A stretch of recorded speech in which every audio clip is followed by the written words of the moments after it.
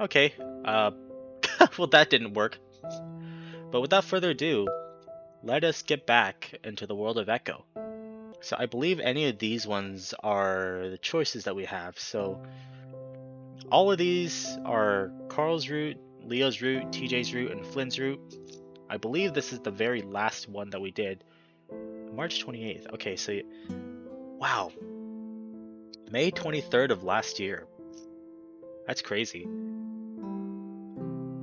Now we go back to this save.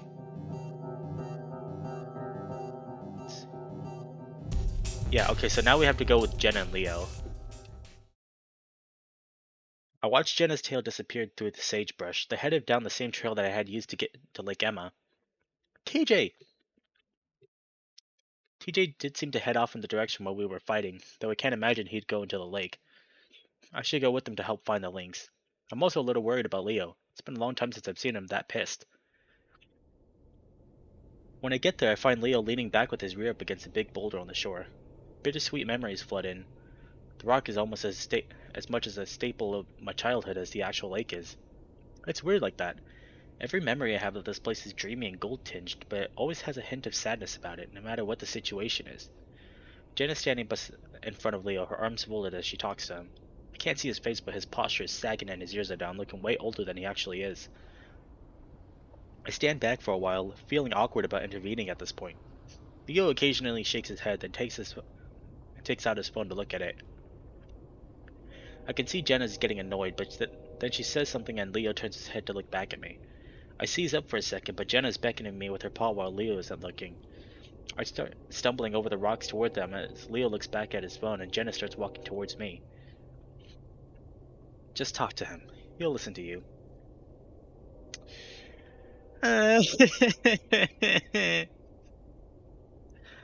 Okay, as much as I would like to stay with Leo, we've already done his path on the second playthrough, so we have to go with Jenna. I look towards Leo, hunched forward, ears down, looking like an angry gargoyle perched on the ledge of a church. Hold on, Jenna. I turn back around to face her. Hmm? I look back over my shoulder at Leo while watching his ears flick towards us. I think... I think Leo wants to be left alone. Jenna folds her arms and looks past me. You sure? I thought you could get him to calm down. I look at Jenna for a while, realizing I'd just rather talk to someone more collected rather than a big angry wolf. Yeah, I'm sure. Well, alright. Should we head back then? Okay. Okay, so Jenna's route, I was made aware that there are multiple endings to this. So, hopefully I managed to find out what every single one of them are. Or one of them is. As she started disappearing into the sagebrush, I looked back in time to catch a glimpse of Leo looking over his shoulder. I looked back down at the ground, wondering if it would have been a good idea to at least tell him that I felt like he needed time alone. I noticed Jenna looking around, her huge ears perked up like what? Wait, up wide like sails. What are you looking for? TJ? If it was up to me, I'd be leaving TJ alone as well, but Jenna was always worried about him. I follow her through the brush in silence, unsure what to say. So why didn't you hang back with Leo? I move along her for a while, thinking it over. I don't know. When he's in a bad mood, he's really only good for a fight, you know? I catch up and start walking alongside her since I was starting to taste the dirt being kicked up by her feet. Yeah, I thought it could be a good idea to let him cool down for a bit. I sort of envy the way she's dressed right now. Her short shorts and tank top. Jeans don't exactly breathe well. I finally start to see our picnic again. Carl's still sitting down in the lawn chair, his head hanging over the back and smoke wafting around him. Jenna stops and puts her paws on her hips, looking around. Where do you think he went? There aren't many places he could have gone. Her eyes seem to settle, and they follow her gaze to a clump of brush and trees next to the river. If TJ had anywhere to hide in the short amount of time that he did, that would really be the only place he could have done it. Without a word, Jenna starts in that direction. I tag along awkwardly, kind of feeling like I'm invisible to her right now.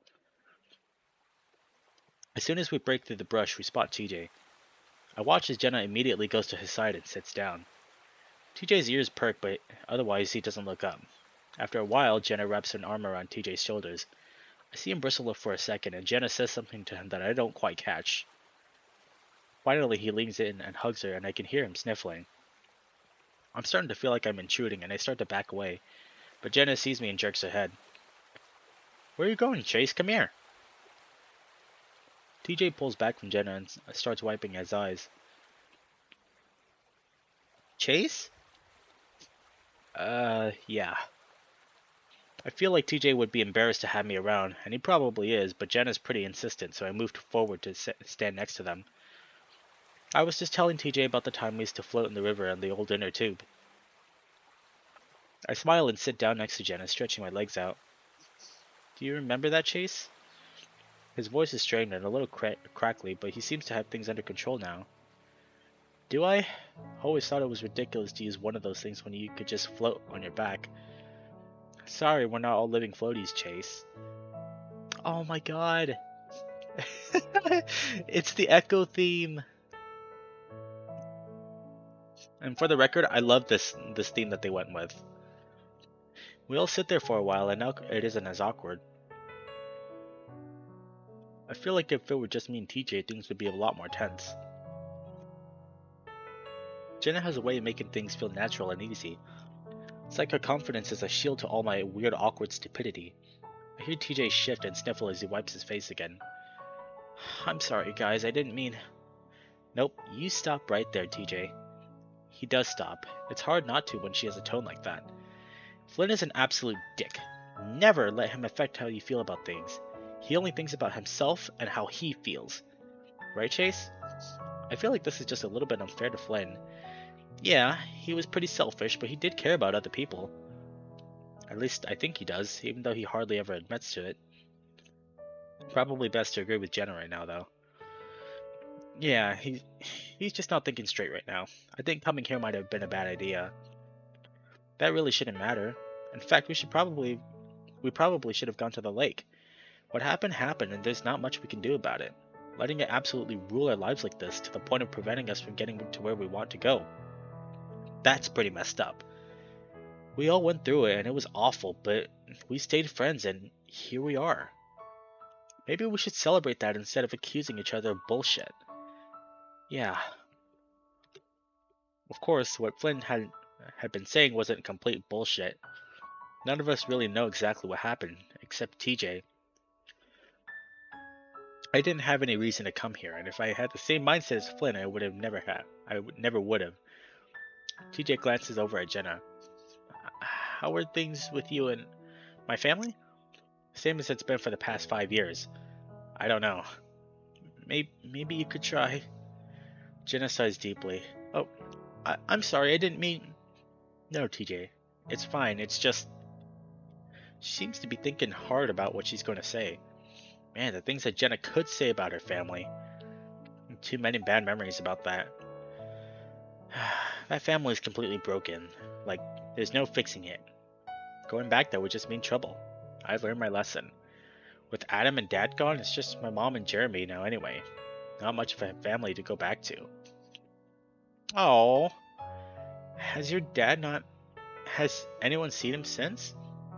As far as I know, no, but I wouldn't really care if he's back. And if he's really missing, well, Mom never filed a missing persons report, so I guess it wouldn't matter. I'm sorry. Why? You're not the one that messed it up. TJ looked away, his ears down. Jenna sighs and puts an arm back around TJ's shoulders. And here I am bringing everyone down when the point was to make you feel better. Chase, remind us of something happy. I jumped and scrambled after being put on the spot. Remember when we called it Yee-Yaw River? I remember when you called it Yee-Yaw, Chase. You had a bit of a speech impediment back then. Yeah. Ha, I remember that. That was kind of cute. Is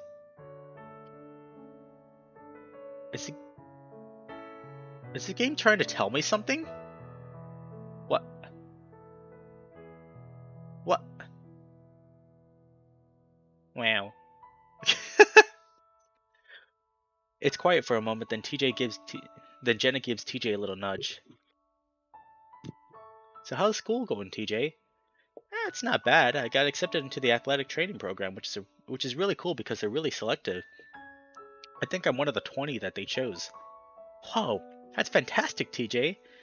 TJ smiles, though he's still looking at his feet. Thanks. Hey, but you got into Weston. I did. I furrow my brow at that. Hey, come on. Weston is like the stereotypical best school in the country. She looks over at me and smiles. It's great, I know.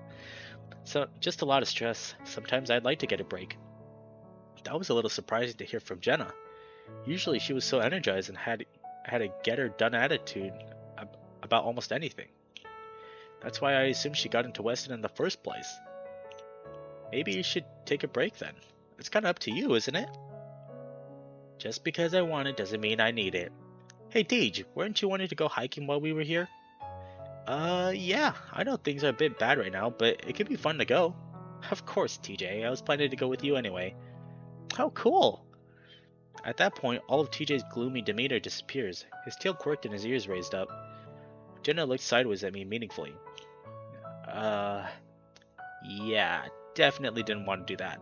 I'm not even doing anything, and already I'm sweating buckets and looking at the shiny water longingly. I would have jumped in the water by now if TJ wasn't here. For some reason, that would seem inappropriate. Right then, I feel something press down hard on my paw, which is splayed out behind me. Looking over, I see that Jenna has her paw on mine, leaning on it. Oh, yeah, definitely, I'm going. Yes! Jenna lifts her paw off mine and I gulp. It didn't really hurt, but something about her suddenly touching me like that? It's settled then. We should probably get back. We want to get a lot of rest before the hike tomorrow.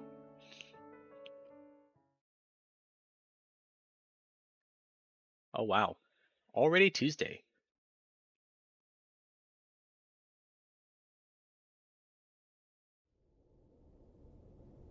So, where are we headed, TJ?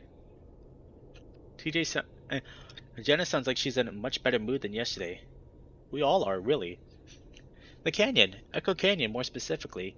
You ever been? He looks at both of us with a grin. Nope. No, me neither. His ears fall a little. What? You know the town is named after it, right? Have you not been there before? I shrug and Jenna laughs.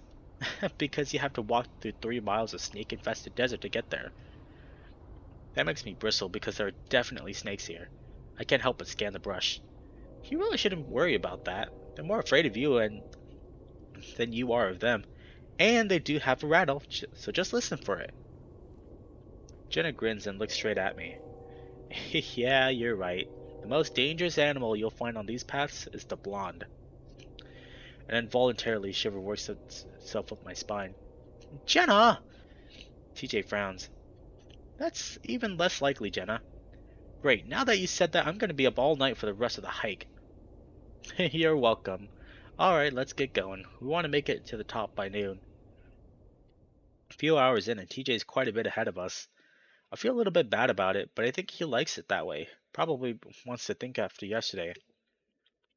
Jenna and I walk side by side and she's making sure that I drink water the entire time. You should be done with that by now. She gestures at my water bottle, which is still half full. Ugh, come on, I've had like 3 already. I take a sip and then almost snort water as Jenna tips at the bottom of the bottle. Hey, I made a promise. Hey, I made TJ a promise here. You're an otter, you need it. Ugh, stop! I cough a few times and water running down my chin and chest. Even though it feels good, I wipe it away with the forearm. Jenna chuckles before we start walking again.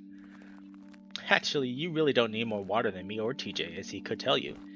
The water thing is actually more of a psychological need as opposed to a physical one. Oh yeah? I look over my wet camera bag, which definitely didn't need water. Yeah, you know, back when there weren't really any ethics in research, they separated an otter pup from the water. Never allowed to swim. That makes me pause. Technically, in this day and age, otters don't really need to swim. A trip to the supermarket gets all that done. But something about not being allowed to be in the water to feel cool, to feel the cool, isolated space that I so long to be in. What happened? Depressed, disengaged, neurotic in general. And when they were done, they just set him loose into the world. He killed himself a few years later. Wow. Yep, I mean, Ethics are in place now, of course. Not that the psychological association is any better. You probably heard about their role in the whole advanced interrogations controversy. Like the waterboarding stuff? Yeah, but it really makes you realize how powerful the brain is. It's not all physical necessities. Must have been pretty awful for him that he killed himself. I can't imagine. Talking about offing oneself, though, it's got me thinking about Jenna's brother. So, you wanted to talk about Adam? Oh, no! Well, I sort of did, but I don't think that would be appropriate at all. I was just wondering, are you gonna go see your family sometime during the trip? We talked about it earlier, but I guess you didn't really give an answer. Jenna snorts loudly, tossing her head back. Haha! You're kidding, right? I feel my cheeks flush, knowing that I might have said something really offensive. I'm not really in tune with how things are with Jenna's family. Leo and sometimes Flynn dealt with most of that. I mean, aren't you a little bit curious? Curious is the wrong word. Oh? Maybe morbidly curious. Anyway, they haven't bothered contacting me since I left, so as far as I can tell, they're not missing me. Guys, there's a giant dip over here, so watch your step. TJ's quite a bit ahead of us now. I don't even see him anymore and all around the boulders and brush. I pick up the pace and Jenna follows. Well, do you miss them? She doesn't say anything for a while, which tells me she's really thinking about it. No.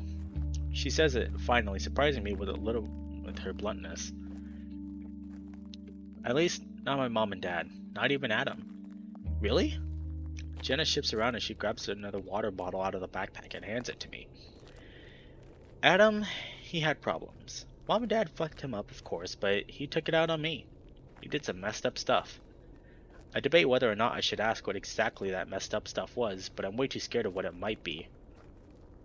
Jeremy, though? I guess I wouldn't mind seeing him again. I give her an incredulous look. See, Jeremy's the one I would have thought you wouldn't have wanted to talk to.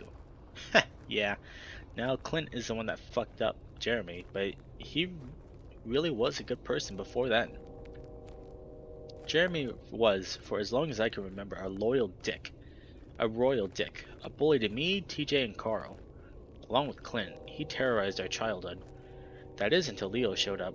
I'll never forget the day Leo rammed Jeremy's head into a tree and punched Clint so many times in the face that his eyes almost swelled shut. Of course, Leo never got in trouble because neither of their parents gave a shit. Environment is really important to how you develop as a person. I think for a second. Well, you turned out alright. Environment and temperament make us who we are. Some people can just take more. It's clear that her temperament was a lot stronger than mine, whatever that was. If I had parents like that, I wouldn't know how I would have survived. I take another gulp of water, and it's then that I realize how badly I need to pee. Looking off to the side, I spot a rather large boulder surrounded by sagebrush. Hey, you go ahead. I gotta take a piss. Jenna quirks her muzzle and folds her arms. Sure you don't want me to wait up for you? I'm kidding! She turns around and starts walking up the trail. Watch out for spiders! Ha ha. Sometimes Jenna's jokes were so dry that I had a hard time figuring out if she was really joking or not. I dodge my way around the sagebrush and in tumbleweeds toward the boulder and start to piss. Jenna really is an enigma. She's nice enough and smart, but she has this edge about her that always has me on guard for some reason. Fur prickles on the back of my neck. I'm not sure what it is, but something isn't right. I look left and right in the small chance that someone else is coming up the trail. It's a weird feeling like this in broad daylight. Normally I don't get so uptight unless it's dark. I hear it's the opposite with species that can see better at night. Something's watching you from the brush. Wait, excuse me? A shiver runs right up my spine and I tremble under its influence. As if of its own accord, my head whips around, immediately focusing in on a clump of sagebrush 30 feet away. And there, right in the middle of someone's face, is staring at. I can only call it a face because there are two eyes and a mouth, but I've never seen anything like it. It's flat, wide, and stretched out, sagging where the chin should be. I can't help myself. I yelp loudly and stumble to the side as I whip my body around to defend myself, somehow conscious of the fact that my dick is still out. Then it all comes together. I stare for a few seconds longer, then force out a tight, high-pitched laugh. Are you fucking kidding me? It's a rock. A white rock. And the sagebrush twigs have fallen over it perfectly to give it features similar to that of a face. Wow, okay. I sigh and rub my own face with both my paws, feeling my heart hammering in my chest. I always did this shit to myself. As I lowered my paws, I noticed a wet streak across the left side of my pants. Hadn't finished peeing yet. Fucking son of a bitch. I hiss and turn back to the boulder, trying to work myself into a peeing mood again. Finally, as I start finishing up, the prickling feeling on my neck starts up again. I try to ignore it, but it's getting worse and worse. I shake my hips around a few times and zip up and start to head back around the boulder. It's at that point that I give a quick glance back at the brush. The rock isn't there anymore. Excuse. Okay. I stare one paw at the boulder, feeling my fur starting to bristle out all over my body. What? Maybe it's because I'm at a different angle now. The feeling of being watched is overpowering, and it's something coming from the other side of the boulder where I was just at. I look up the trail, but I don't see TJ or Jenna at all. I can't even hear them. I look back towards the boulder, wondering if I'm losing my mind. Gritting my teeth, I turn away and start to back up at the trail at the brisk walk, knowing that I'm acting just like a little kid. Despite that, I feel myself start to panic a little, and soon enough I'm running up the trail and I'm not looking back. Hey, we made it! He says it even though he's already sitting down on what looks like a rock bench. He probably got there a good 10 minutes before us. I'm sweating all over the place, but Jenna seems fine. It's embarrassing because it's only now that I realize that she's been hanging back because of me. Group hug! TJ stands and holds his paws out. I want to protest because of how gross I must look, but Jenna sort of forces me in as TJ walks up to us. This is a lot of fun, guys. Thanks for coming. Well, we're glad you had fun, even if we weren't able to keep up. As we lean back from the hug, I see Jenna's nose wrinkle. I press my tail a little closer to my rear. Alright, let's see. We sit down on the rock bench and TJ starts pulling the sandwiches out of the soft cooler. He'd been so excited about our trip that he'd gone to the convenience store by himself at 5 in the morning and made all of our sandwiches. It's actually pretty good too. There's even avocado on it, even if it's the packaged mushy kind according to him. We eat in silence for a while, and looking over I can see that Jenna is deep in thought, chewing slowly. What's up? She shrugs and swallows. Just thinking about how this might be the last time we really get to hang out, is all. Hey, that's kind of a sad thing to say. Well, think about it. I graduate in a few months and then I'll be off to the other side of the country. And you'll graduate, Chase, and I don't think you'll be sticking around here. Maybe. And you, TJ, you just might leave the country. That would make sense. TJ's parents are back in his hometown. I think we'll get together again. It's just a matter of planning it right. It might be a while, but it'll happen, and there's always the internet. I'm just saying, I hope Flynn can get over himself before the end of our trip. I don't think this should be our big send-off. We still got time. I lean back and drape my arms over the back of the bench, closing my eyes. I really want to take my shirt off, though. The fabric is almost soaked through and it's clinging in a really gross way to my fur. The sun is beating down on me, shining bright red through my eyelids. If only there was a pond up here, I'd be able to sink to the bottom, the sun reduced to a shimmering sliver. My type isn't really built for this kind of weather. I feel Jenna shift next to me, and suddenly I feel her nose up against my ear and I shiver a little. What the hell was she doing? I start to turn my head towards her. Chase? Do you need some musk off? I open my eyes and squint against the brightness of the sun. What? I said. She leans forward, obviously not wanting TJ to hear. She laughs a little before she starts again. You're smelling a little strong. Instantly my ears burn and I scoot away instinctively, lowering my eyes. Ah, shit, sorry. No, it's alright. You didn't know we were going on a hike before you packed, but I have some. TJ's looking over at us curiously as he nibbles on a salad wrap. Ears perked and I don't know why, but I glare at him, already humiliated enough. He frowns. What? Oh, nothing. Jenna's just telling me I stink. Oh.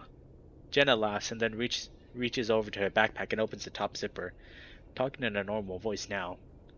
It's the female brand, so it's not as strong, but it should get the job done. Thanks. I grumble and snatch it from her paw, instantly feeling shitty about it because I know she's just trying to be nice. Even though TJ and Jenna are probably the nicest people in our little group, it's still fucking embarrassing.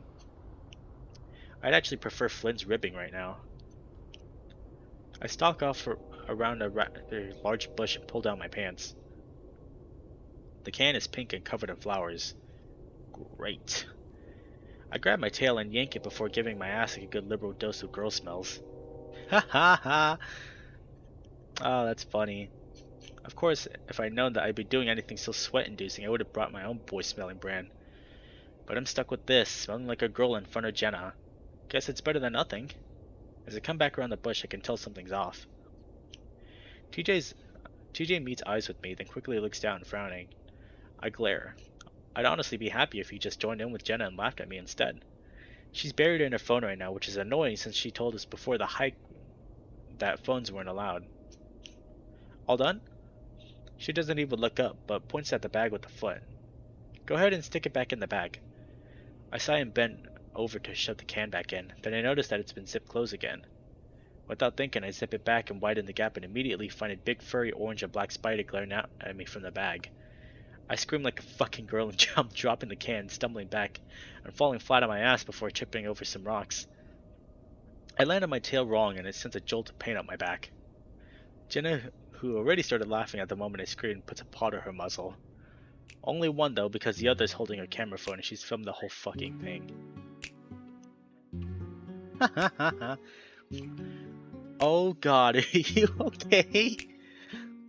She's still smiling behind her paw. Fine. I guess I have a decision to make, whether to get it mad or just to shrug it off and laugh it with them. I go with the latter and grin sheepishly. Wow, I'd expect that from you, Jenna, but TJ? What the hell, man? TJ flinches, a sad look on his face. She told me she'd throw it off the cliff if I said anything. Jenna laughs again and puts her phone away before picking up the can and shoving it back in the bag. Haha, success! Where the hell did you even get that from? That one rest stop with the souvenir shop. Alright, everyone done? I know you need to get some shots of the canyon chase, so let's go do that. I sit cross-legged and next to Jenna, a bit further back than she is with her legs dangling over the edge of the cliff. I guess someone that's so confident about her life and future isn't worried about falling 80 feet to her death. It's sort of the opposite of Carl, but with the same result. You know, one good thing about this place is stuff like this. Hanging off the edge of a cliff? Lack of people, the mountains? I'll miss that. I hear the mountains back at east are small, like the hills. That sounds nice too. She picks up a sizable rock and tosses it off the edge, listening to the clatter and echo as it bounces down the cliff. Doesn't really matter though. I'll be living in a big city, way bigger than Peyton. Are you nervous? About living in a big city? No, I'm more anxious to getting started with school actually. And of course, I'll miss you guys too. A lot. She flicks her ears back at TJ, who's flat on his back under a tree behind us, snoring lightly. I wipe my forearm across my forehead, the oils from my waterproof fur sliding nastily against each other. I'm sorry, but I pull my shirt off. I need to let my shirt dry out. It's fucking gross. She looks over at me, her silver and turquoise necklace catching the light and flashing briefly. Jenna looks perfect, of course. The fur on her face and arms is brushed with the lei held together by some kind of spray probably. By comparison, I look like a soggy log covered in wet brown mold. I blush and look down, the bravado I had worked up to take off my shirt dissipating under her gaze. She doesn't laugh though. I was wondering when you were going to take that off. Looked really uncomfortable. Ugh, yeah. Sorry, I'm gross. It's not gross, it's just what your body does to survive. Jenna sometimes says things that I suspect carry a lot more meaning than what's on the surface level, but honestly I'm too dumb to figure it out. I really hope my smell isn't overpowering the spray. But I'm in the middle of leaning from the side to side. If I can catch a whiff of my butt musk and I jolt back up. Huh? What was kind of gross is that there was another smell. Oh? Yeah. Did you pee on yourself? It takes me a second to register what she just said, then it hits me and this time I have to close my eyes out of shame. Of course she was going to smell that. Foxes can smell fucking everything on you that happened in the last week. Yeah, I did. She laughs this time and I look away off to the canyon again. I know it can happen, but it just smells like it was a lot, is all. I sigh and lean back on my paws, letting my head hang back. I, uh, I just... I debate telling her exactly what happened since it seems so childish, but it's not like she's being mean. She has this demeanor about her that just makes you want to talk. Must be that psych degree at work. I just saw something that scared me a little, so when I jumped I got some on me. What did you see? She lays out flat on her back. She lays out flat on her back, legs still dangling over the side with her paws behind her head. I guess so she can get a better look at me. I avoid looking right back at her in case she thinks I'm staring. Okay, this is gonna sound stupid, but I just felt like I was being watched. You know when you psych yourself up and everything looks scary? Of course. So I felt that behind me, and when I looked, I saw what looked like a face in some sort of huge sagebrush. Just talking about it right now is getting my fur to prickle. I hadn't really thought about it since it happened. Now that I am, it's only now that I'm realizing how weird it all was. Huh? Like a face you recognized? No, it was sort of flat, like it didn't have a muzzle, and white. I look back at Jenna, but she's not looking at me. Instead, she's looking past me. That is weird. Yeah, but it was a rock. We're wired to recognize faces, so we find them in a lot of things. Yeah, I mean, the twigs and stuff were falling across it in a way that made it look like it had eyes and stuff. But then I realized what it was. But I jumped in and got pee on myself, so that's what happened. What's weird is that when I was leaving, I couldn't see it anymore. I say the last part out with a laugh, mostly to hide how freaked out I am about it. When I look at Jenna again, I can see the fur on her neck is lifted a little. It was probably just the angle, though. You alright? Jenna looks back at me, and I can tell she's debating whether or not to tell me something. I wait. Just made me think about when I was a kid. Haven't thought about it for years, actually. I pause. Do you want to talk about it? I'm worried I'm about to open up a can of worms. It wasn't traumatizing or anything like that. Well, it was actually, but it wasn't real. Did you see a face? Yeah, not exactly like yours though. It was more of a red color, but it was flat too. That's what made me think of it. Oh, because in the last shot with Flynn, there was a scene where, I guess like she was a kid, and there was this huge monster that Flynn sort of kind of turned into. I think it was the Outlet Man or something, but like there's two portraits of it in the game files, and it's just really fucking scary. Yeah, it had a body too, but I can't exactly remember what it was like. Did you dream it? No, not really a dream, at least not in the sense that I was asleep when it happened. I just see it walking around in broad daylight sometimes. What the hell? Are these like real solid memories? Like it actually happened? I don't know. It usually happened when I was sad or angry, like when Dad was having one of his moments. I just see it walk past the doorway or sit in a closet. Really? What the fuck? That was a long time ago when I was 5. I don't want you thinking I'm crazy, Chase. I don't. I saw things too as a kid. Yeah, I think you've told me. I had, and it's something I really don't want to think about right now. I'm pretty sure it's just something on my mind made up because I was under a lot of stress. The brain can make up whatever it wants, really. It's part of the reason why I went into the field that I did. I want to help figure these things out. Do you see it anymore? At all? She's quiet for a while, then she shakes her head. No. My phone goes off and I jump a little with a little yelp. Jenna laughs and it breaks the tension a bit, so I laugh with her. I know you said no phones, but you already used yours, so I think I get a freebie. Hey, I had to record your reaction for posterity. Looking back at the message, I see it's from Leo. Where are you?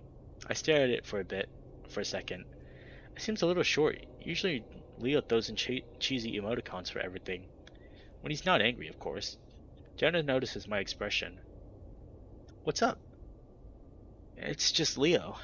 I type out a quick response. Hiking with TJ and Jenna. Did we forget to tell you that? Almost instantly I get a response. Yeah. Oh, Leo. He's definitely got something up his ass. Wolf boy getting pissy? Maybe? I can never tell with him.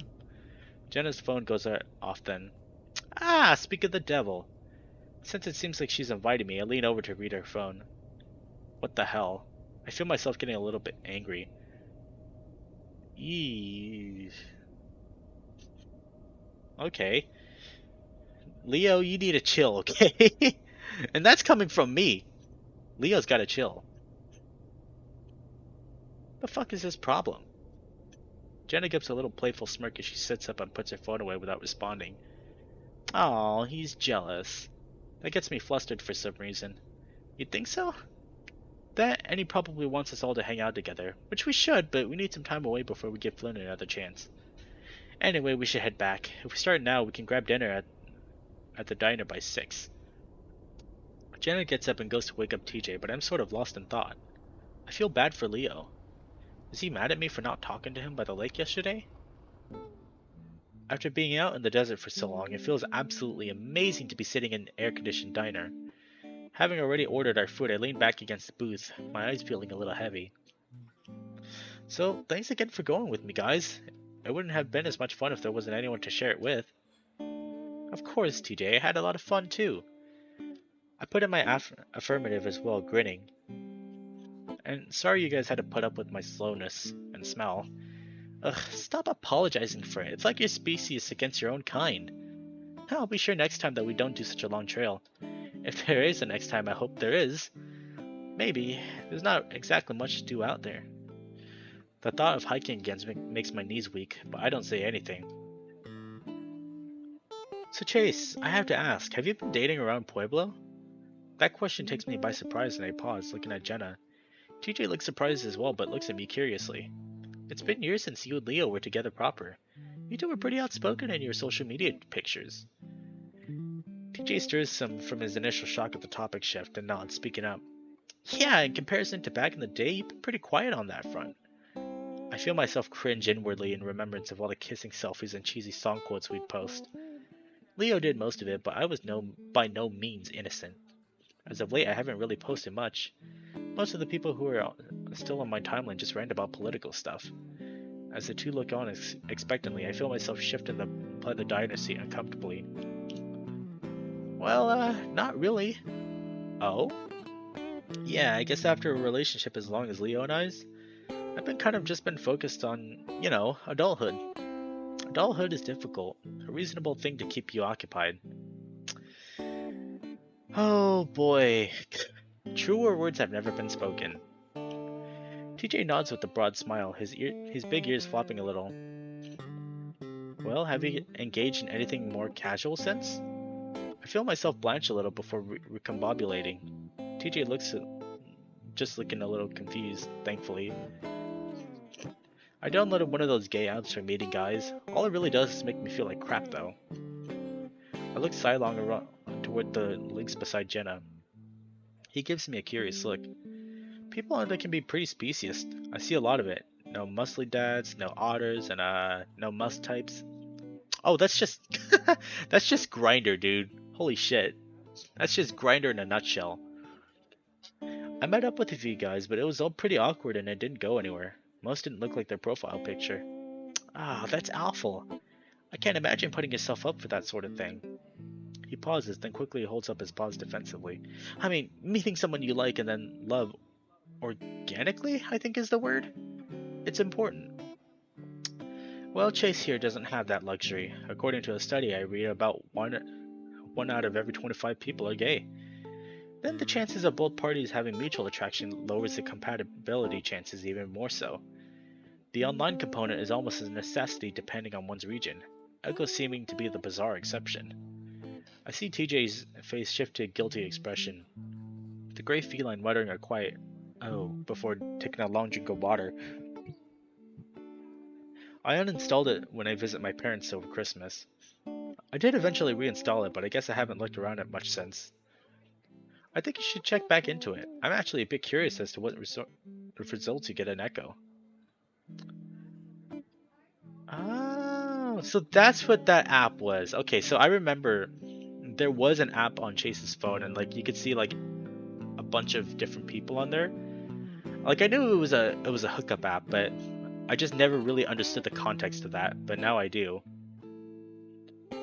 Interesting. My mind reels back to a 15-year-old me posting a Photoshop picture of myself in painless male for male and horrible aftermath. I don't know, Jenna. Probably won't get much anyway. Most results will be from Peyton, miles away.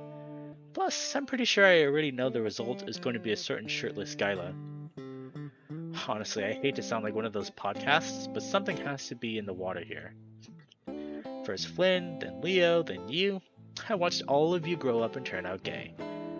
I still remember you sitting on the edge of my bed, sniffling about your parents finding out and how much of a deviant you were, completely unaware that I had the same sort of conversation with both Flynn and Leo about a year earlier. Oh god. I placed my face into my palm. It is kind of weird, I guess? Jenna grins, then looks back out in the window. So I need to ask you a favor, Chase. I stiffen, wondering what the hell it might be after that conversation. I'm wondering if you could drive me to the mall. I want to get a few things. Oh, sure. What do you need?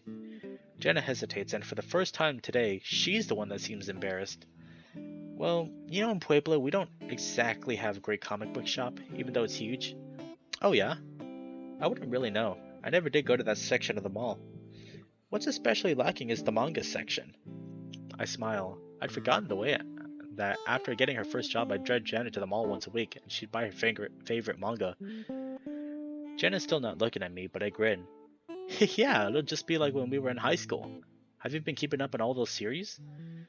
I remember being amazed at how much material was in those books compared to the comics, even if they weren't colored.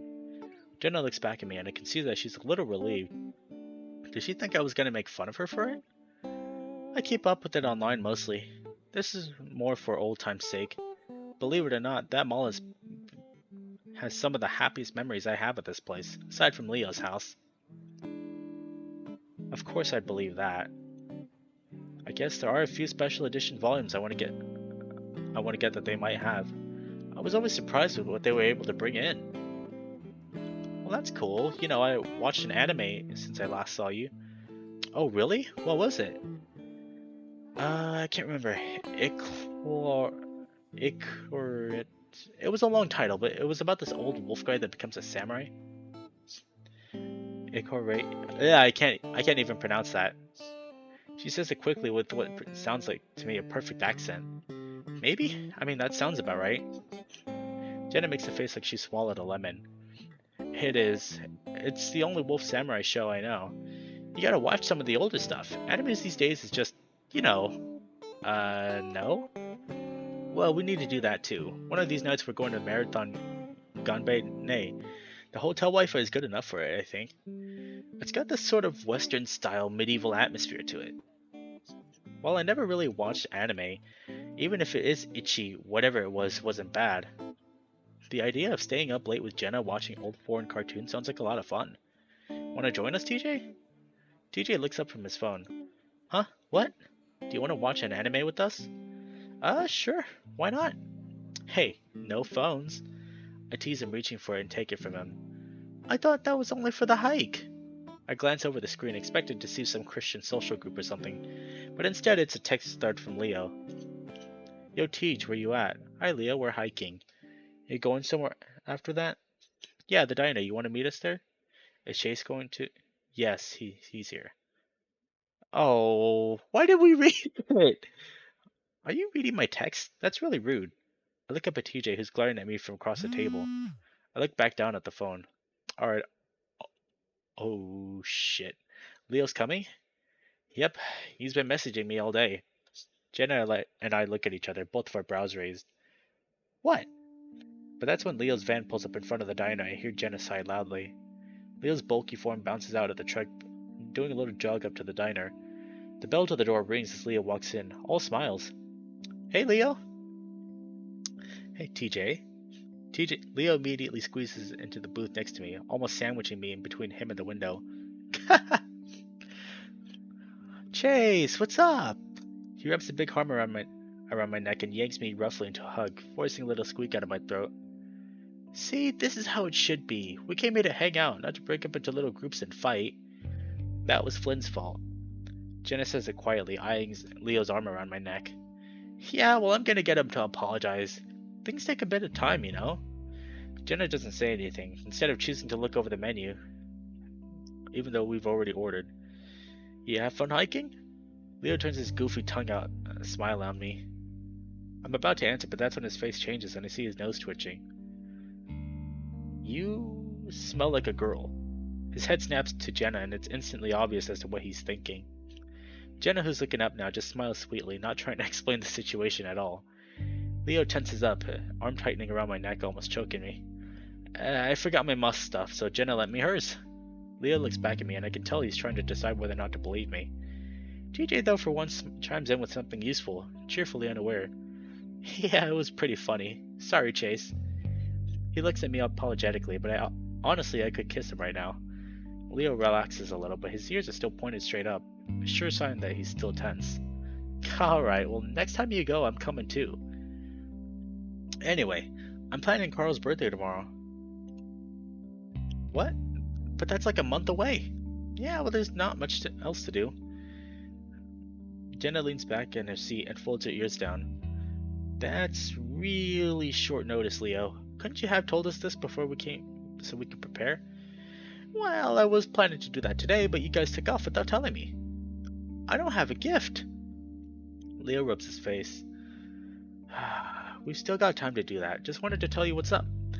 We chat for a while longer than we get our food. Leo orders a milkshake and hangs out with us the whole time. Usually I would love to have Leo around, but something about this feels forced and awkward, and Jenna's gone pretty quiet. Leo doesn't let go of my neck. Okay, buddy? Wow, it's already Wednesday.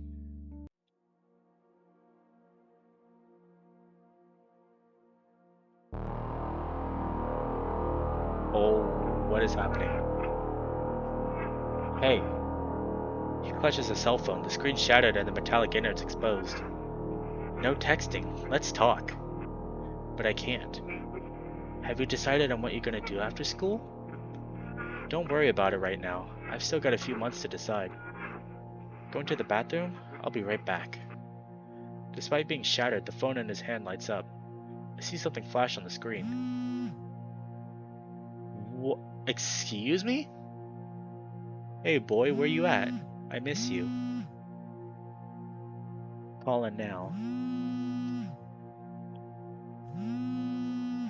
Oh my god, wait, oh my god, I actually can't do anything.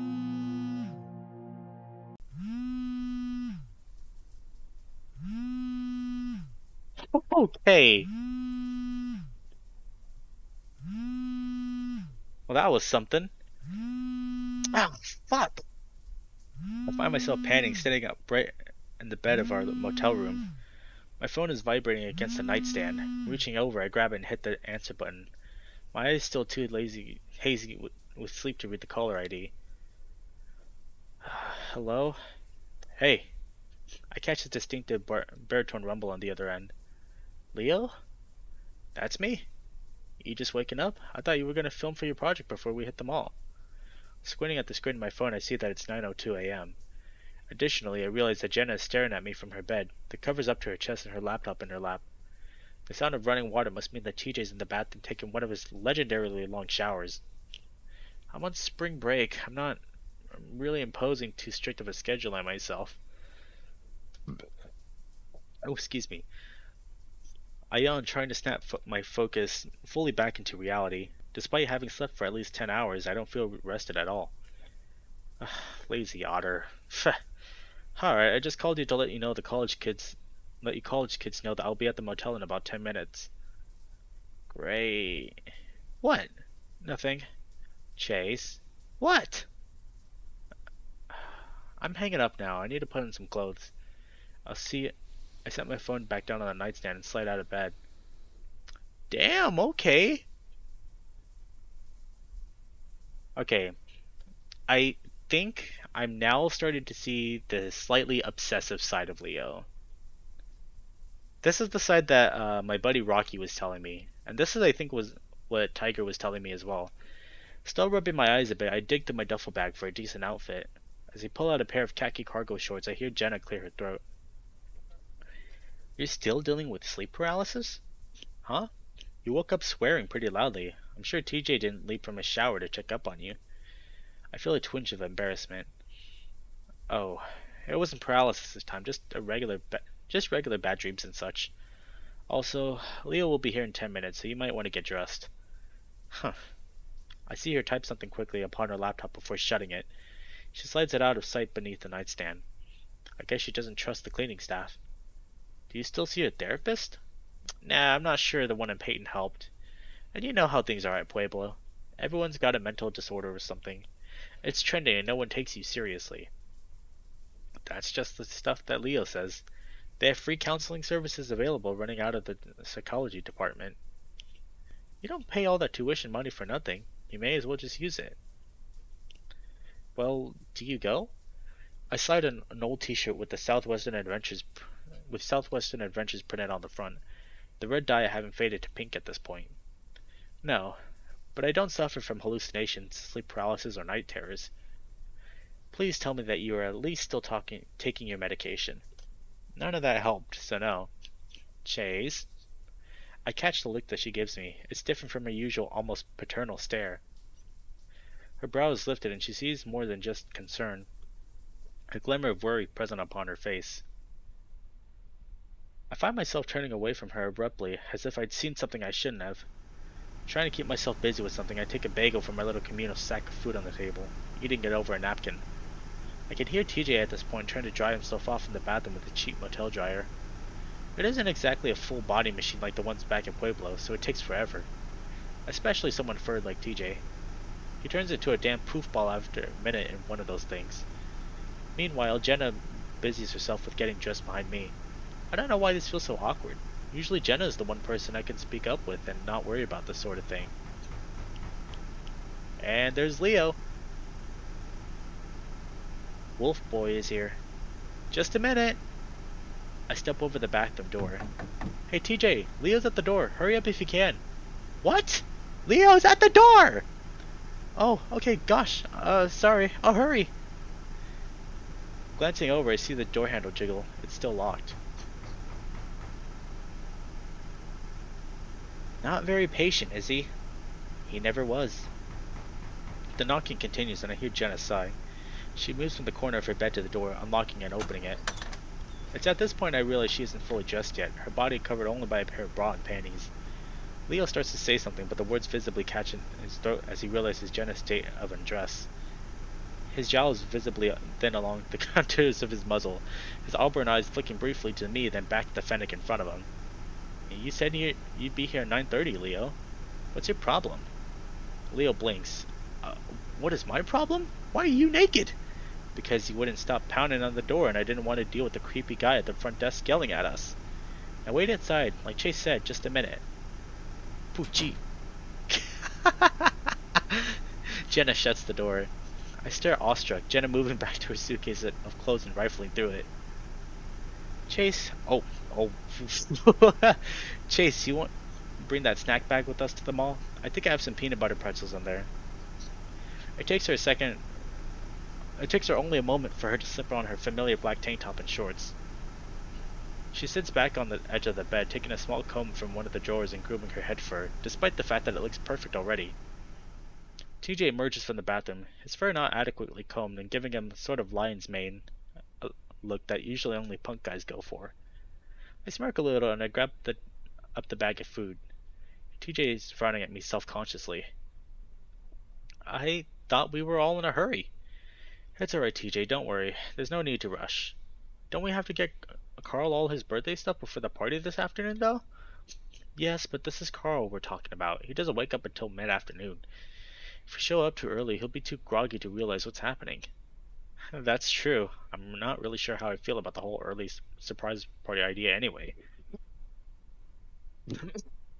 Excuse me. But it does give us an excuse to check out the comic book store at the mall, yeah? I want to go visit the music store. There's a new Cherry Bloom album that I'd like to buy a physical copy. He pauses, TJ seeming to be in the midst of trying to push himself down his excess floof. If we have time, I mean. Jenna nods, picking up her phone and purse before heading to the door. We follow.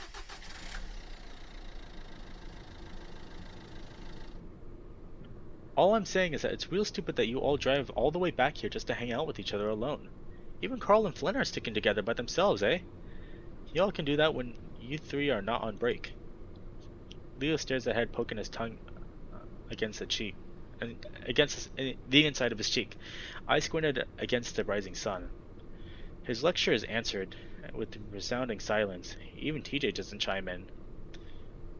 He clicks his tongue against the roof of his mouth. This is primarily due to Flynn's behavior, you know. You should put your pride aside. Really? Oh god. I see TJ slide down in the back seat. Leo insisted I sit shotgun, so I can't really hide as well. I'm just saying that even if you don't like Flynn a whole lot right now, he wins if we can't fucking get over his tantrums. Flynn wins if we continue to put up with his awfulness. He's older than all of us and still acts like a child. He needs to apologize, to become aware that his actions have consequences. Ignoring the problem like it isn't there helps no one. That mindset is why I had to speak to Chase early on. That's why I had you speak to Chase early on. Oh, God. You sure are insistent on that, aren't you? Sounded like you got an agenda or something. I see the wolf glance sidelong toward me, his expression briefly softening. Why would I have an agenda to separate you and Chase? He's 21. He can make the decision on his own. I just didn't want to have to deal with you two prancing around it the whole time. Wouldn't be the first time, girly.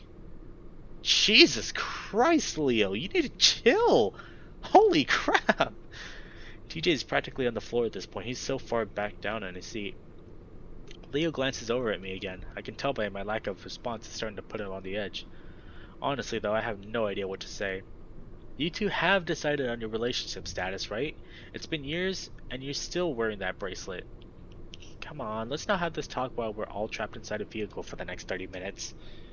Oh, don't worry, Otter. I'm not going to drive us over the guardrail or something. At this point, that might have been preferable to continuing this conversation. Another silence follows. I can feel Jenna's expectant stare upon the back of my neck. Finally, Leo speaks. I'm going to put on some music, yeah? Any preferences? We don't want to get any stations, but the hillbilly... We don't get any stations, but the hillbilly cavalcade once between Echo and Peyton. Well, I've got a CD here. My curiosity peaks. I see Leo toward me, then nod to the glove box with a smirk tugging at the corner of his muzzle. I know exactly what CD he's thinking of. I pull the little clasp out the dashboard. Instead of a CD, a slew of baked up napkins fall onto my lap. I don't think much of it until I spy the mostly empty bottle of water-based lube sitting up. Oh.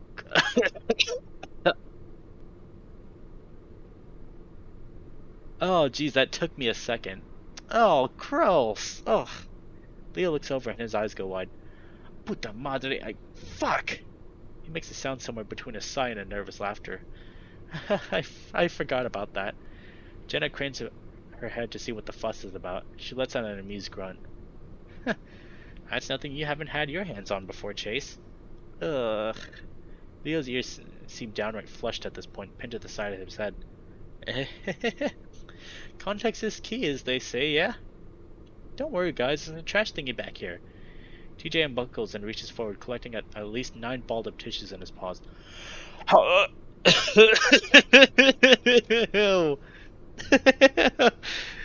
TJ, you sweet summer child.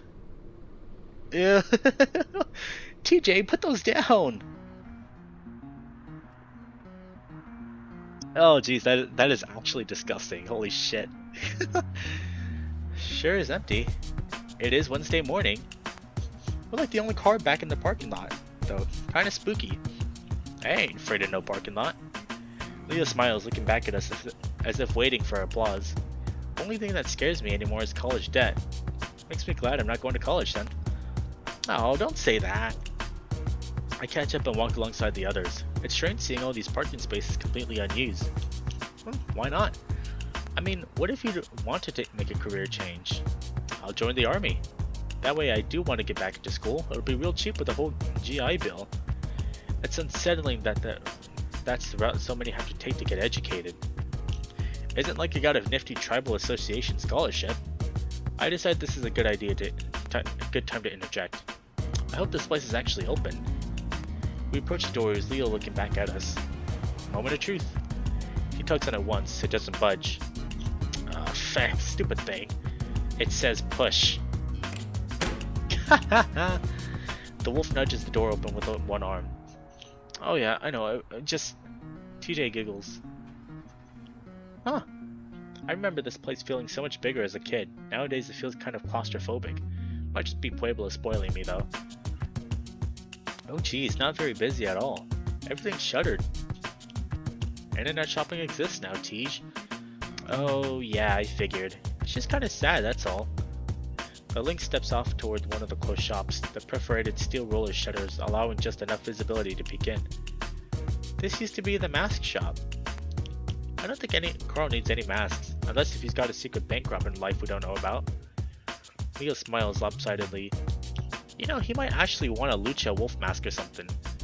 I remember as a kid Carl always spouted off random wrestling facts. The fake kind though, as most of it sounded more like soap opera storylines than an actual sport. I never really got into it. But it still was funny back whenever we were facing some problem and Carl's trademark motivational catchphrase was to suplex it. Internet modem not working? Suplex it. Fishing pole all tangled up in the line? Suplex it. Having to deal with a bully? Suplex him. It was the only thing Sydney and him both got along over. They don't really make those sort of things for ramp faces, Otter. I don't think he'll actually wear it. It's more like a collectible. He has enough of that sort of stuff already. His room is already a cluttered mess. We'd just be adding to the pile. Carl sent me a picture of it over Christmas and it looks exactly the same as it did when we were in high school. It reminds him of better times, I suppose. Yes, but the issue is that he doesn't actually leave his room to make some new better times for himself. He just dwells on nostalgia for video games and I haven't touched since I was 12. Yard selling a lot of the junk might do him some good. Leo chuckles, rubbing his forehead.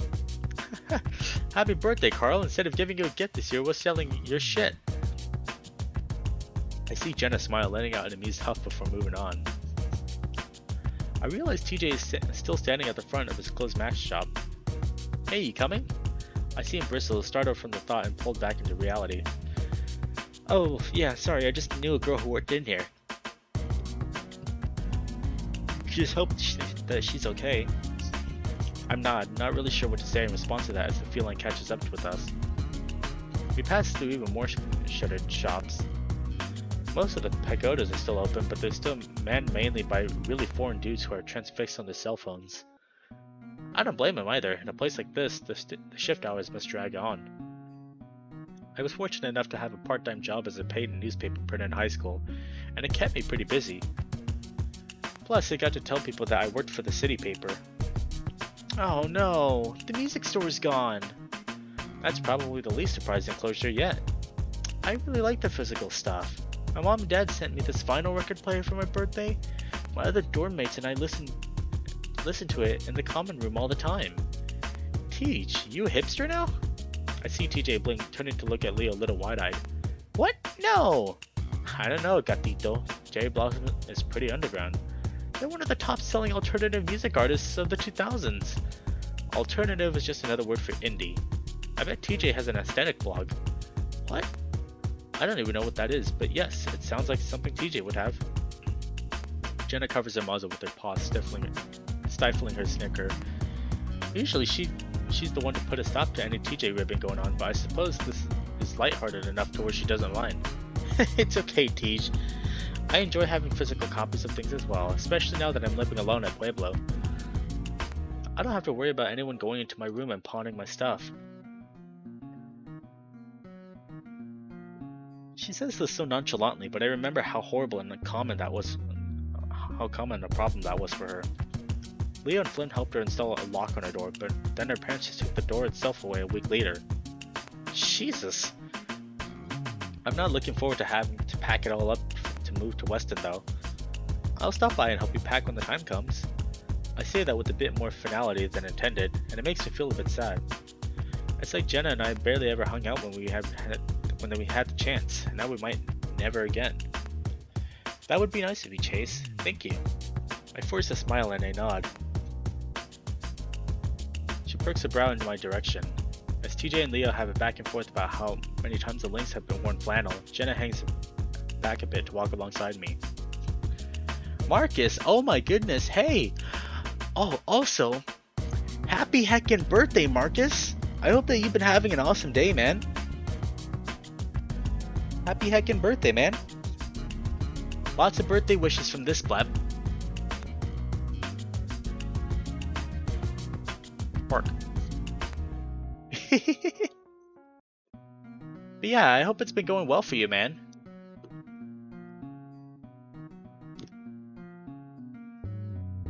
Ah.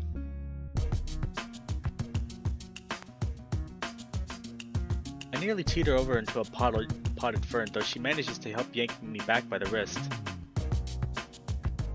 She's so short, but she certainly doesn't act like it in any way. The stereotype of a meek phoenix is completely untrue.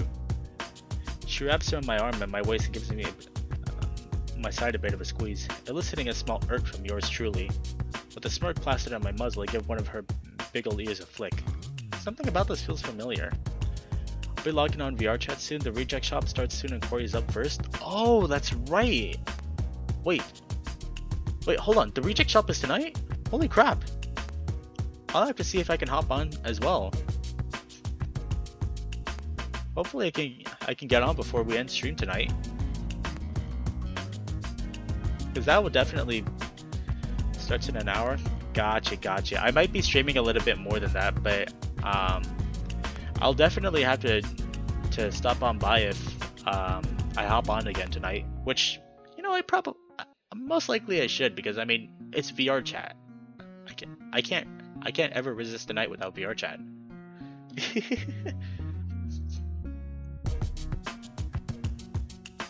I watch Leo gesticulate widely with his back turned in front of me, and I can feel my heart thud in my chest. After the Musk-Off incident, I'm pretty nervous to be doing this sort of thing around Leo, even if I know that we're just joking around.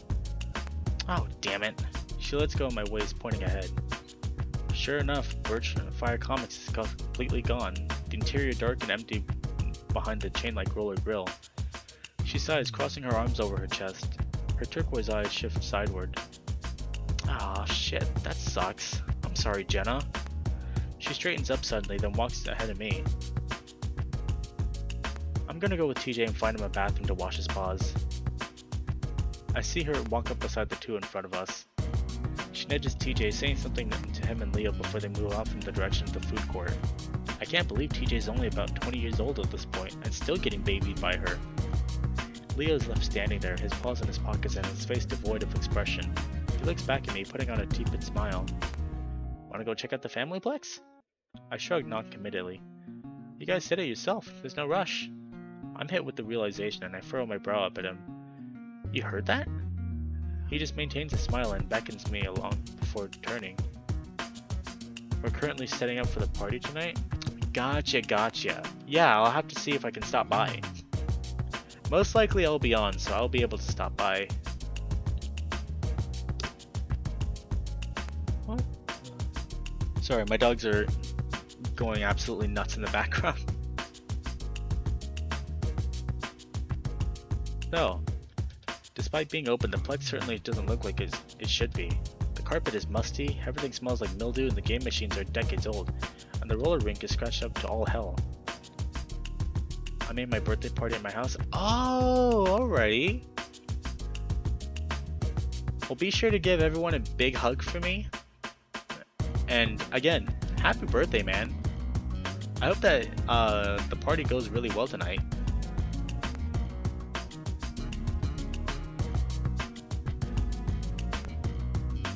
Leo stops next to a claw prize machine and fishes around his pocket for quarters. What is an aesthetic blog? It takes me a moment to register what he's asking, and I can't help but be tickled by the question. Yeah, for sure, man.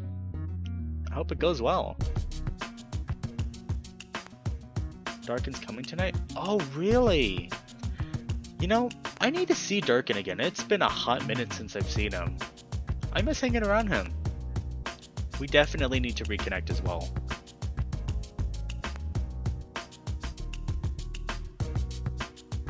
But yeah, if you see him, tell him I said hi. I know for a fact that Leo spends a lot of time on the internet, but mainly on the mainstream sites, sports, music, that sort of thing.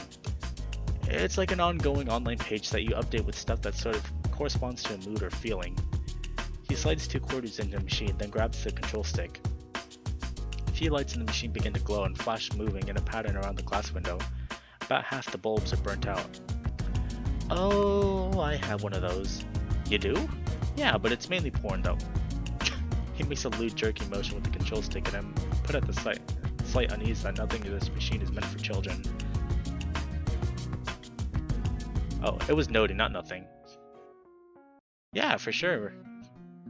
Again, I hope that the whole party goes well, man. You definitely deserve it for being an awesome bean. Well, better than storing it all in your sample music folder, I suppose. I actually got caught with that, you know. Damn it, I told you. Yeah, Otter, I know. My little nephew Eduardo wanted to play games on my computer, and he started clicking around on the recent files thing. Oh my god, Leo, he's like 10! He froze his brow, moving the crane obscenely. He's 13. His dad is your really religious brother too, right? Yeah. Jesus. Hey, ain't nearly as bad as getting caught in cock and paw by the Padres while watching Fox Horse. Oh, that's a nice reference.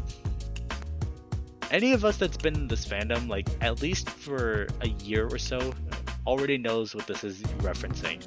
That's amazing. Even I know what the reference is way before I turned on to a blue fool.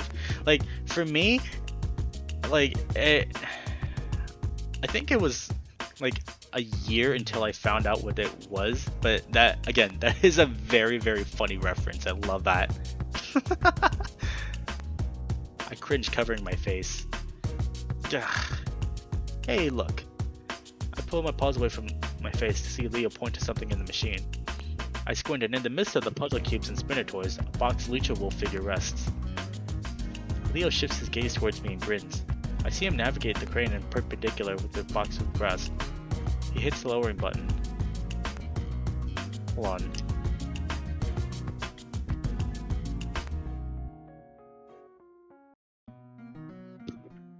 There we go. Again, sorry about that. The metal claw descends into the pit of cheap toys, clenching down upon the cardboard edge of the box. It tugs at it slightly, but it loses grasp and returns to its point of rest. Shit. Let me have a go. I reach into my back pocket for my wallet, but Leo is already putting 2 more coins in. He gestures to the machine and tips an invisible hat in my direction. I find myself rolling my eyes a little as I take position. Thanks. I decide this time I'm going to try to grab it from one of the corners. It might not be enough to pick it up completely, but it will pull it out from the rest of the toy pile from future tries. Speaking of, I tried to line up the crane just right, eyeing through the dusty glass from multiple angles to get a good idea of positioning. Now that I don't have you so anchored down, or however the fuck you want to see it as, I pause, my paw over the lower button. You let any other guys fuck you a play below? Any big stallion types like the ones in your porn? What? That is one hell of an interesting topic to bring up out of nowhere. The tone in his voice is definitely one that I haven't heard in years. It seems to carry an extra intense edge. Christ, Leo, no! You haven't had sex in 3 years? Okay, hold on, let me fix my thing. There we go. You must be really bent up, eh? He laughs breathily. I laugh. I exhale, trying to keep my nerve. I go ahead and press the button, the crane lowering the claw down once again. You don't have to lie to me, yeah? I just want the truth. The claw pushes down the box further, it seemingly to have lower levels of how low it starts grasping. Ah, the nature of wolves. the nature that we wolves have. It's unfortunate. However, it doesn't seem to grasp this time. The crane just keeps lowering the claw. We can't even see the figurine anymore, not that Leo's paying any attention. I feel like girls now, you can tell me. I feel him now, his thighs against my behind, the familiar firmness upon the small of my back. I stare at the machine, the claw hasn't come up yet. Leo, his paw takes my hip. Can you fuck off? Oh. Oh, he said it! Oh, he said it! Oh, he said it! Oh, it's just buzzing now. It genuinely feels like that this is a part of the story where like it shouldn't happen. Like this isn't reality. Hi Wheelie, how's it going? Welcome on in. The flap welcomes you. Hope you're having an awesome evening. What? Oh, wow. I Leo's paws are off me now. The wolf turns to face the others. How long have you two been in here? Long enough. I was just trying to. I thought you were better than this sort of behavior, Leo. This was a private conversation, eh? That Chase clearly didn't want to be a part of. Well, I didn't know that until just now. He looks back at me. His eyes are wide and his shoulders are raised up high. The wolf was visibly tense. I'm still reeling for what just happened, from Leo's behavior, from my own words. I say nothing. He sucks in his jowls, trying to put on a smile. We, found a present for Carl in this crane machine here. A lucha guy, yeah? TJ leans to peer the inside of the machine. I don't see it. The claw and the crane are back at their starting positions. Yeah, well, Chula here beside me must have buried it somehow. Buried it? You know what I mean, Tej. He shrugs, visibly not knowing what Leo means. Jenna gives Leo a look that I don't quite catch before stepping up to the machine. She squints, looking over to the pile of toys. No, I see it. That green and purple cardboard thing in the middle beneath the Mothman plushie. She reaches into her purse, stifling it through it for a moment before finding 2 quarters. We all just sort of stand there, staring at her as the lights flash around the window, illuminating her features with a golden glow. She fiddles it around with it a lot longer than I did. 30 seconds passing before she actually hits the lower button. The claw descends, pushing through the muck of plush and plastic. The sound of metal scraping the box is audible, even if it's difficult to see what's happening. Out of the corner of my eye, I can see Leo's facade of a smile is completely dissipated. He looks at me, though his gaze is unfocused. It's like he's trying to numb himself, but it isn't working. The claw finally lifts, the metal prongs clutching the central mass of the figurine container and carrying it to the drop slot. With a satisfying clunk, the box falls in and the crane returns it to its default position. Leo's form stiffens. He stares at the machine, Jenna, and me again. He crosses his arms, and I can see his face start to shake. His eyes are clenched shut. I'll be in the fucking van. Oh! As he leaves, Leo smacks a nearby pinball machine so hard that the glass cracks. Oh, he's not happy. Oh, he's not happy. He is very not happy. TJ stands there with his paws behind his head, maw agape. And so the real Leo reveals himself. Oh my goodness. TJ walks over to the pinball machine, bending down to gather up what splintered glass there is on the front of his shirt.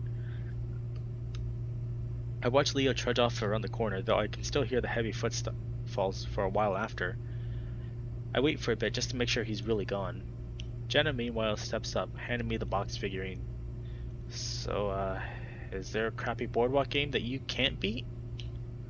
Despite what just happened, I see a flicker of a smile tug at the corner of her lips. Well, all you have to do is hook the claw where the cardboard meets the plastic. Her gaze shifts upon the broken glass on the tacky carpet to the crane machine. I have no idea what was going on, but that was intense. Oh, also, hello, Carl. Come on in. The blab welcomes you, but... wow. Okay, so... Okay, so Leo is my favorite character of this entire game, right? And he pretty much has a hard-on for Leo because Leo pretty much has a hard-on for Chase because they used to date. But I guess in this story, at least in this section of it, like, we're just not into it. Like, through every other kind of like, through every other pathway that we took, I've actually never seen Chase like this. This is actually insane. Holy crap. That's the first time I've ever seen, like, Chase reject Leo like that. That's crazy. That way it gets latched in the grooves of the box and doesn't drop. I had a lot of practice with my summer job, but you did most of the work for me by putting it into position. Good job. She moves past me, patting my back somewhere before kneeling down beside TJ and helping him clean up. I turn to face her again. You should be the one to give it to Carl. After all, you're the one who won it for him. No, then I'd be a hypocrite after what I said earlier about his clutter problem. He'd be like, "This is from you, though." Yeah, I guess. We should probably hurry before someone besides us decides to visit this mall. I peer around, checking to make sure that we're not the only people in here still. I see a coffee sitting on the service desk, so whoever's managing this place today might be back soon. And before Leo decides to drive off without us. He wouldn't do that. TJ gathers the glass from his shirt and places it in a small pile on the bench nearby. Jenna does the same. Yeah, well, I'd rather not tempt the odds or the potential 30-mile outside the city limit cab's fare. Should we leave some money for the pinball machine repair? No, TJ, it's alright. None of us should have to deal with Leo's mess more than we already have. Wow. Oh man, but what's Leo's reaction to this? Cause like we're still in the car with him. I rest my head against the passenger window as I balance the cheap fast food place revel cake in my lap. This is one of the most awkward car rides I've ever been in. Everyone is completely silent. TJ's previous attempts to lighten the mood have been received with idle grunts and nods. My stomach hurts and I have this nauseous feeling that keeps bubbling up whenever I think about what happened. Leo and I have squabbled in the past, sure, but never like this. Most of the time we fought about video game shit, politics, and sports. The worst it ever got was when the topic of leaving Echo came up. I danced around answering it for as long as I could, and the truth came out in the worst way possible. But now? Now is different. I've never felt such contempt for him like I did when he pressed against me, interrogating me like I belonged to him. He probably thought I'd just bend over against the crane machine for old time's sake. Watching him from the corner of my eye now, I can see him trying to keep his ears up, but they keep pinning back down. I'm stuck in this shitty feeling of being pissed at Leo and ashamed of myself. He shouldn't have acted that way, but I know I just hurt him in a manner that I haven't done in a long time. Being stuck in a car with someone who's thinking about you and you're thinking about them, and you're both hurting is hell. I really wish I brought my headphones. I stare out the window as we roll down the first dirt road in Echo. Every street, every corner, every trailer, and every tree has a memory attached to it. There in the middle of the dusty parking lot that had belonged to the quarter market is a tiny stand. That used to be where I'd get ice cream after begging for $1 from my parents. It's crumbled and boarded up now, the paint peeling off in tiny chips. And there in front of Duke's house is a big flat rock that Jenna was standing on when she told me that she was going to run away from home. I can still remember almost exactly how she was silhouetted against the red sun behind her. On the old train yard where I kissed Leo for the first time after staying up all night at our first real party. I look over at Leo. He's got one hand on the wheel, glancing up at the rearview mirror occasionally. He hasn't so much as looked at me since the family plex, though I see him staring at Jenna now. She catches his gaze, somehow returning it with an even more curt look. Carl probably isn't even awake yet. Do you have a plan if he doesn't answer the door? We'll call him then. And what if he doesn't answer his phone? Will you shatter the window too? Leo's muzzle pulls into a snarl. I hear him mutter something I can't quite discern. No, that wasn't foreshadowing. No, that wasn't. He shifts focus back on the road, because I'm pretty sure that they just opened his window. They didn't smash it open. His knuckles tight on the steering wheel. TJ gives another go at trying to fill the silence. Well, I don't think this will go too badly. It's just like we're hanging out again. Nothing wrong with that. I agree. Though I do think that this is perhaps a bit poorly planned. It should be an alright time. I haven't been to Carl's in so long. The car starts slowing down and I snap out of my daydreaming to wake up, knowing that we definitely weren't at Carl's house yet. That's when I see a canine figure standing. Oh, is this... She's standing in the door that separates the road and the field in front of a broken and rusted barbed wire fence. I think that's Janice. I look over at Leo and she seems concerned, his brows furrowed up as he carefully steers the car right up next to the coyote. I can see why she's crouched over, her elbows on her knees staring at the ground. Roll down your window, Chase. I do as he says, struggling a little with the old crank handle. What is she doing out here? We come to a stop next to the coyote, kicking up some dust. I don't know. Hey! TJ rolls down his window as well, waving. Hi, Janice! Leo leans over me and looks out at her. She's still looking at the ground. Leo's voice cuts off in a weird choking sound. I look at him confused and I look back out the window and I can't help myself but a gasp. It was hard to tell from an angle on all the dust kicked up by the van, but I can see now that Janice has her pants down around her thighs. I can also see everything else. I sit back quickly and avert my eyes, looking out the windshield instead. Is she? Oh my god, Leo, keep going. Jenna whispers it, her voice strained. Oh, sorry, Leo stops talking and I chance to glance out the window again. Janice is looking at us now and she's smiling.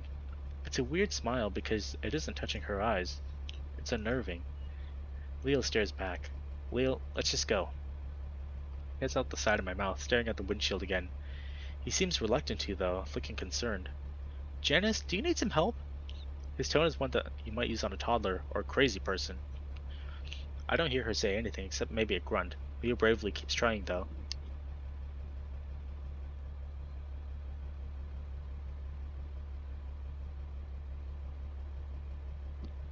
Ooh, sorry about that, I had to sneeze.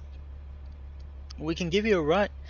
Leo stops talking in time for a minute to hear a pattering sound. A sound I recognize from being a kid pissing on the dirt roads of Echo. The van lurches forward, then resumes a smoother acceleration back onto the empty road. What in God's name? I don't know. Leo's frowning, looking as confused as I've ever seen him. Should I go back? No! I look back and see TJ covering his face. Maybe she could be having some kind of psychotic episode. Maybe she just really had to go? I'm like that after a ton of caffeine sometimes. TJ, I'm fairly certain you haven't peed yourself in front of anyone since Miss Muller's Thanksgiving play. And you certainly weren't smiling at the audience while you were at it. Please don't talk about that now. I don't think so. Did you see the way she looked at me? She was probably just on something. Isn't everyone? No, she doesn't do stuff like that. Well, maybe she does. You never know with people. Again, Leo doesn't say anything, and neither does anyone else. We don't go back. I guess that's like an inevitable part of the story here.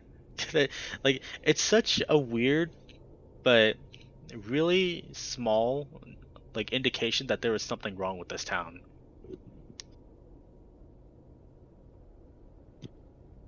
And he's not here. Leo stabs the doorbell again, frustration etched across his face. I shift the red velvet cake in my grasp, trying to hold both it and the Lucha figurine. Not really wanting to do more shopping after the incident, Jenna and Leo had just brought Peyton fast food as gifts.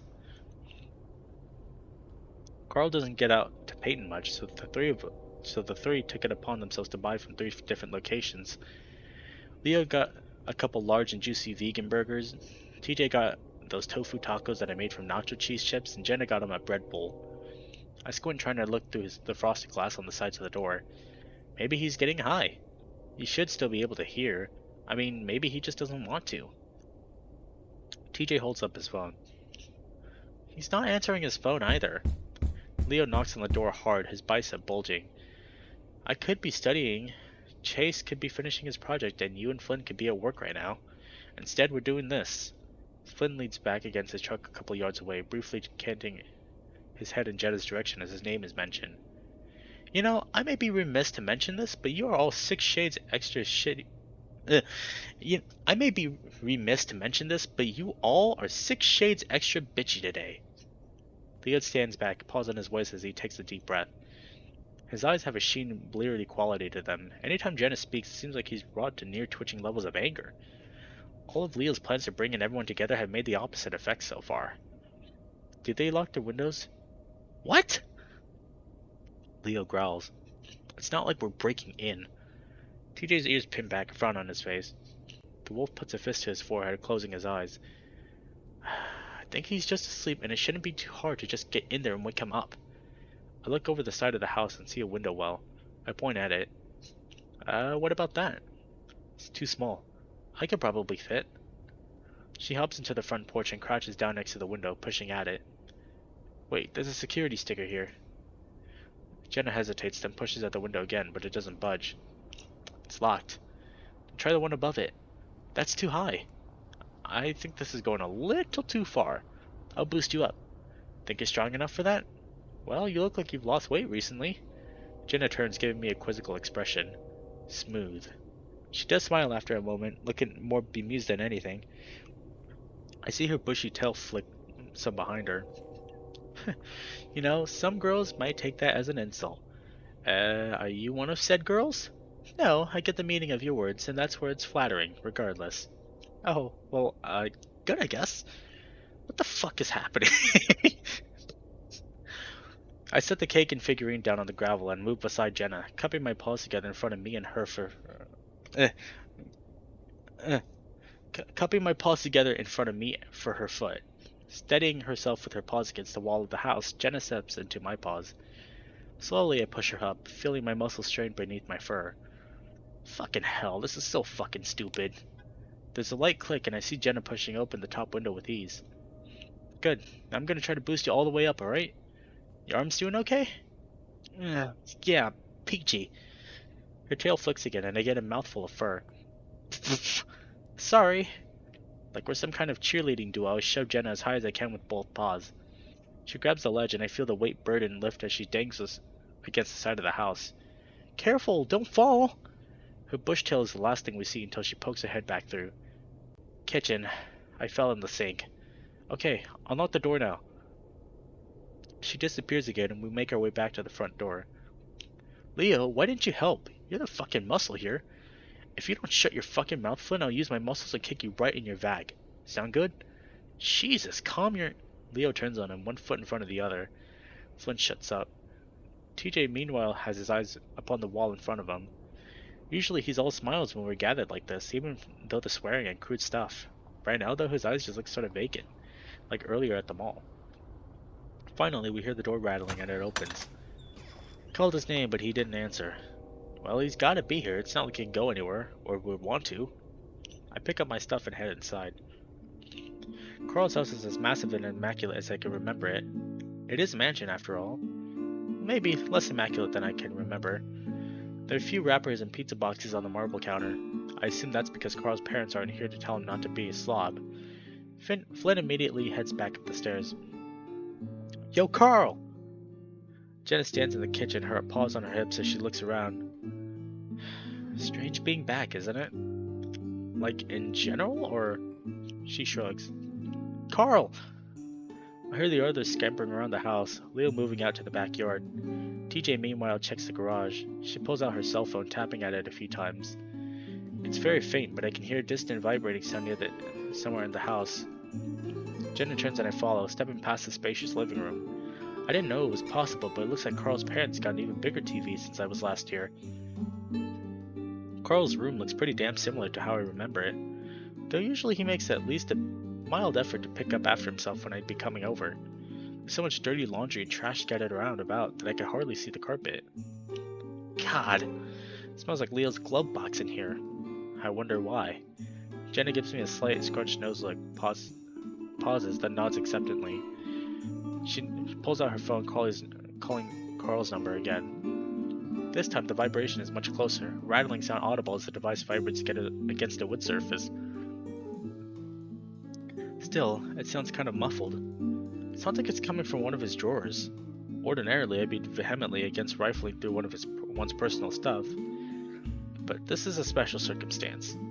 I'm not gonna stop you. Jenna starts pulling out drawers in the dresser while I check it out at the desk. I feel guilty doing it, but I'm sort of thrilled to be had in snooping about like this. I started stumbling upon old comics that I had given Carl back to when we were kids. Corners dog-eared to all hell. The next drawer looks to be a chock full of portable gaming system stuff, including all of his cartridges just scattered about. I remember every day on the bus I'd sit next to Carl just to play because his parents bought him all the expensive devices. I'd always guilt him by saying that he could play at home or whenever he wanted, so he usually let me play the whole ride from Echo to Payton. Find it yet? I blinked and shake my head, checking the next drawer. No, but... well, that's a flashlight. A butthole one, too. What? I shut the door, trying not to think about it too much.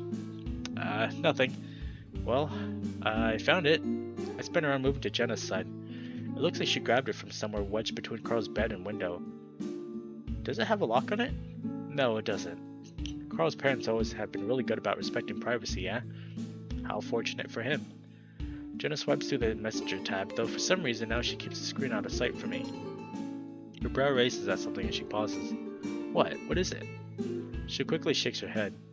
Nothing relevant. She returns to tapping about again, and I can hear the other calling for Carl, so I guess they haven't found him yet. Again, she's brought to a pause. Are you going to tell me what's up this time? She stares. So, apparently Carl took a picture last night. There is a disconcerting look in her eyes, which tells me this is different from just another picture of Carl's ass. Okay. She holds up the phone for me to see.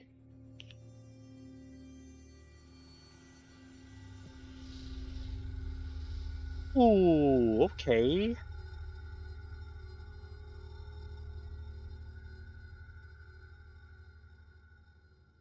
Oh, boy.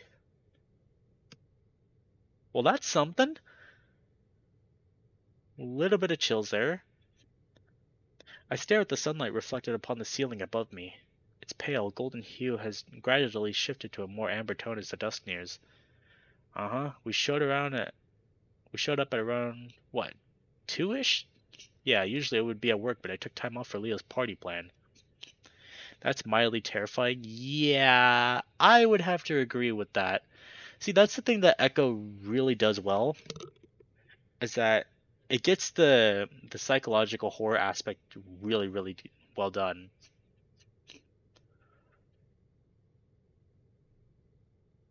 The patter of Flynn's feet is audible behind me as he paces back and forth upon the tile floor. Glancing over the edge of the couch, his gaze is fixed upon the ground in front of him, the phone cupped against the side of his head. What? He's in the kitchen now, using your coffee machine. All the old gang is here. To repeat, the alarm wasn't armed. Carl usually doesn't set it. We got into the top window above the kitchen sink. Flynn points toward the aforementioned window, despite currently explaining it on the phone. Leo stands motionless in front of the kitchen window, facing it away from us. Well, Jenna did, and then unlocked the front door for the rest of us. Wasn't my idea, again. The place is kind of messy, but we didn't see any signs of anything broken into. Jewelry above the bedroom dresser? Give me a sec, I'll check. Speaking of, here she is. Flynn hands the phone off to Jenna before heading upstairs again. She uncrosses her legs and stands up slightly, pausing for a moment as she listens to Carl's father on the other end of the line. Yes, Mr. Hendricks? It's been a while since we've last spoken. 5 or 6 years, actually. I go by Jenna now, yes. Instead of pacing around about like Flynn, she moves over toward me. She rests herself against the arm of the couch by my head. Her expression shifts some, but I can't see much due to the sun glare coming through the windows and the angles that she is above me. My brother?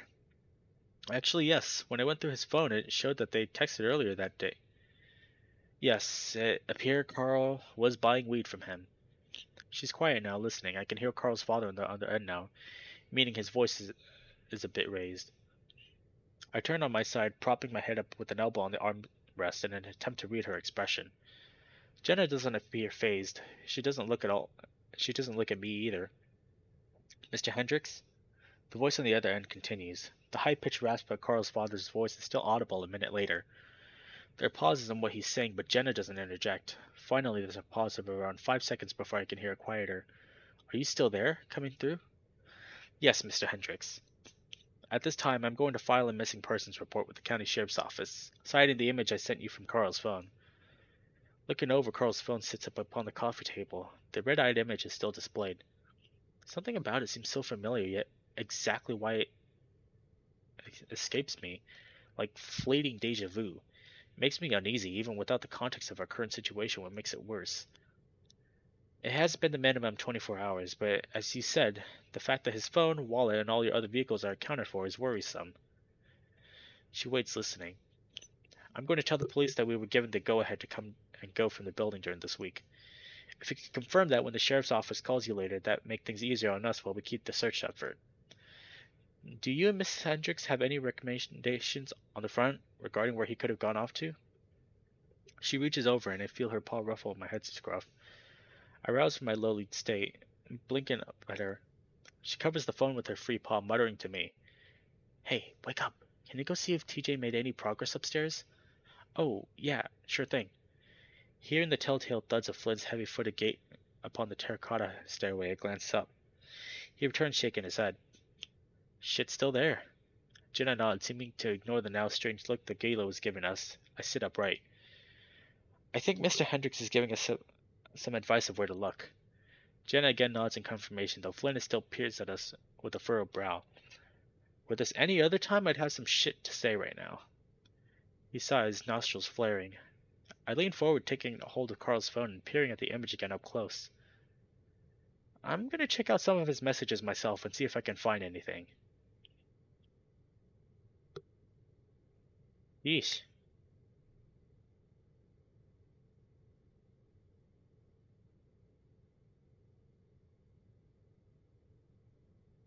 Hold on. Wait, Carl. I swear to God. What more at the end of money's happy? I don't fucking understand what I love that he literally has Flynn as asshole. Some gay otter, I don't know. Huh. The cell phone is plucked from my grasp, Flynn standing above me. Jenna and I already looked through that. Now you're just wasting time being a snoopy shit. Flynn's emerald gaze briefly flicks to Jenna, then back down to me. Surprisingly, Jenna nods in agreement, then motions to the stairs. We got this, Chase. Like I said, go see how TJ's progress is going. She looks to Flynn with a sort of stir, knowing the expression before responding to something on the phone. Well, we would need to know. I would like to know specifically. Because this guy is missing now. Like, is he actually now, like, trapped in the separate reality that he was in his route? Because that's probably where he went. Well, the convenience store is a few miles from here. Does he usually walk that far? My cheeks burn at the scolding, and I rise to a stand. Turning to leave, I can still see Leo standing and moving in the kitchen. He's like a photograph, a still image silhouetted in contrast to the fading sun toward the window. It's weird. Usually, Leo's the one who jumps into action with this sort of situation. Or at least he did when we were kids. De facto group leader and whatnot. Now, though, since we found out Carl was missing a couple hours ago, he's been pretty resigned. Hell, Flynn and Jenna have been the ones coordinating everything so far. He glances over his shoulder, the first bit of movement I'd seen him do in about 15 minutes. I can see his red eyes from here. He's staring right at me. I find myself walking over despite myself. Flynn and Jenna busy talking with Mr. Hendricks over the speakerphone now. Oh. Okay, can we at least make up with Leo? I enter the kitchen and approach him. Hey. Yo.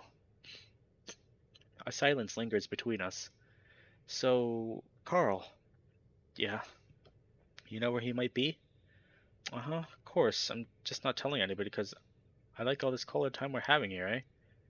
Leo, this is serious. Jenna's about to call the sheriff.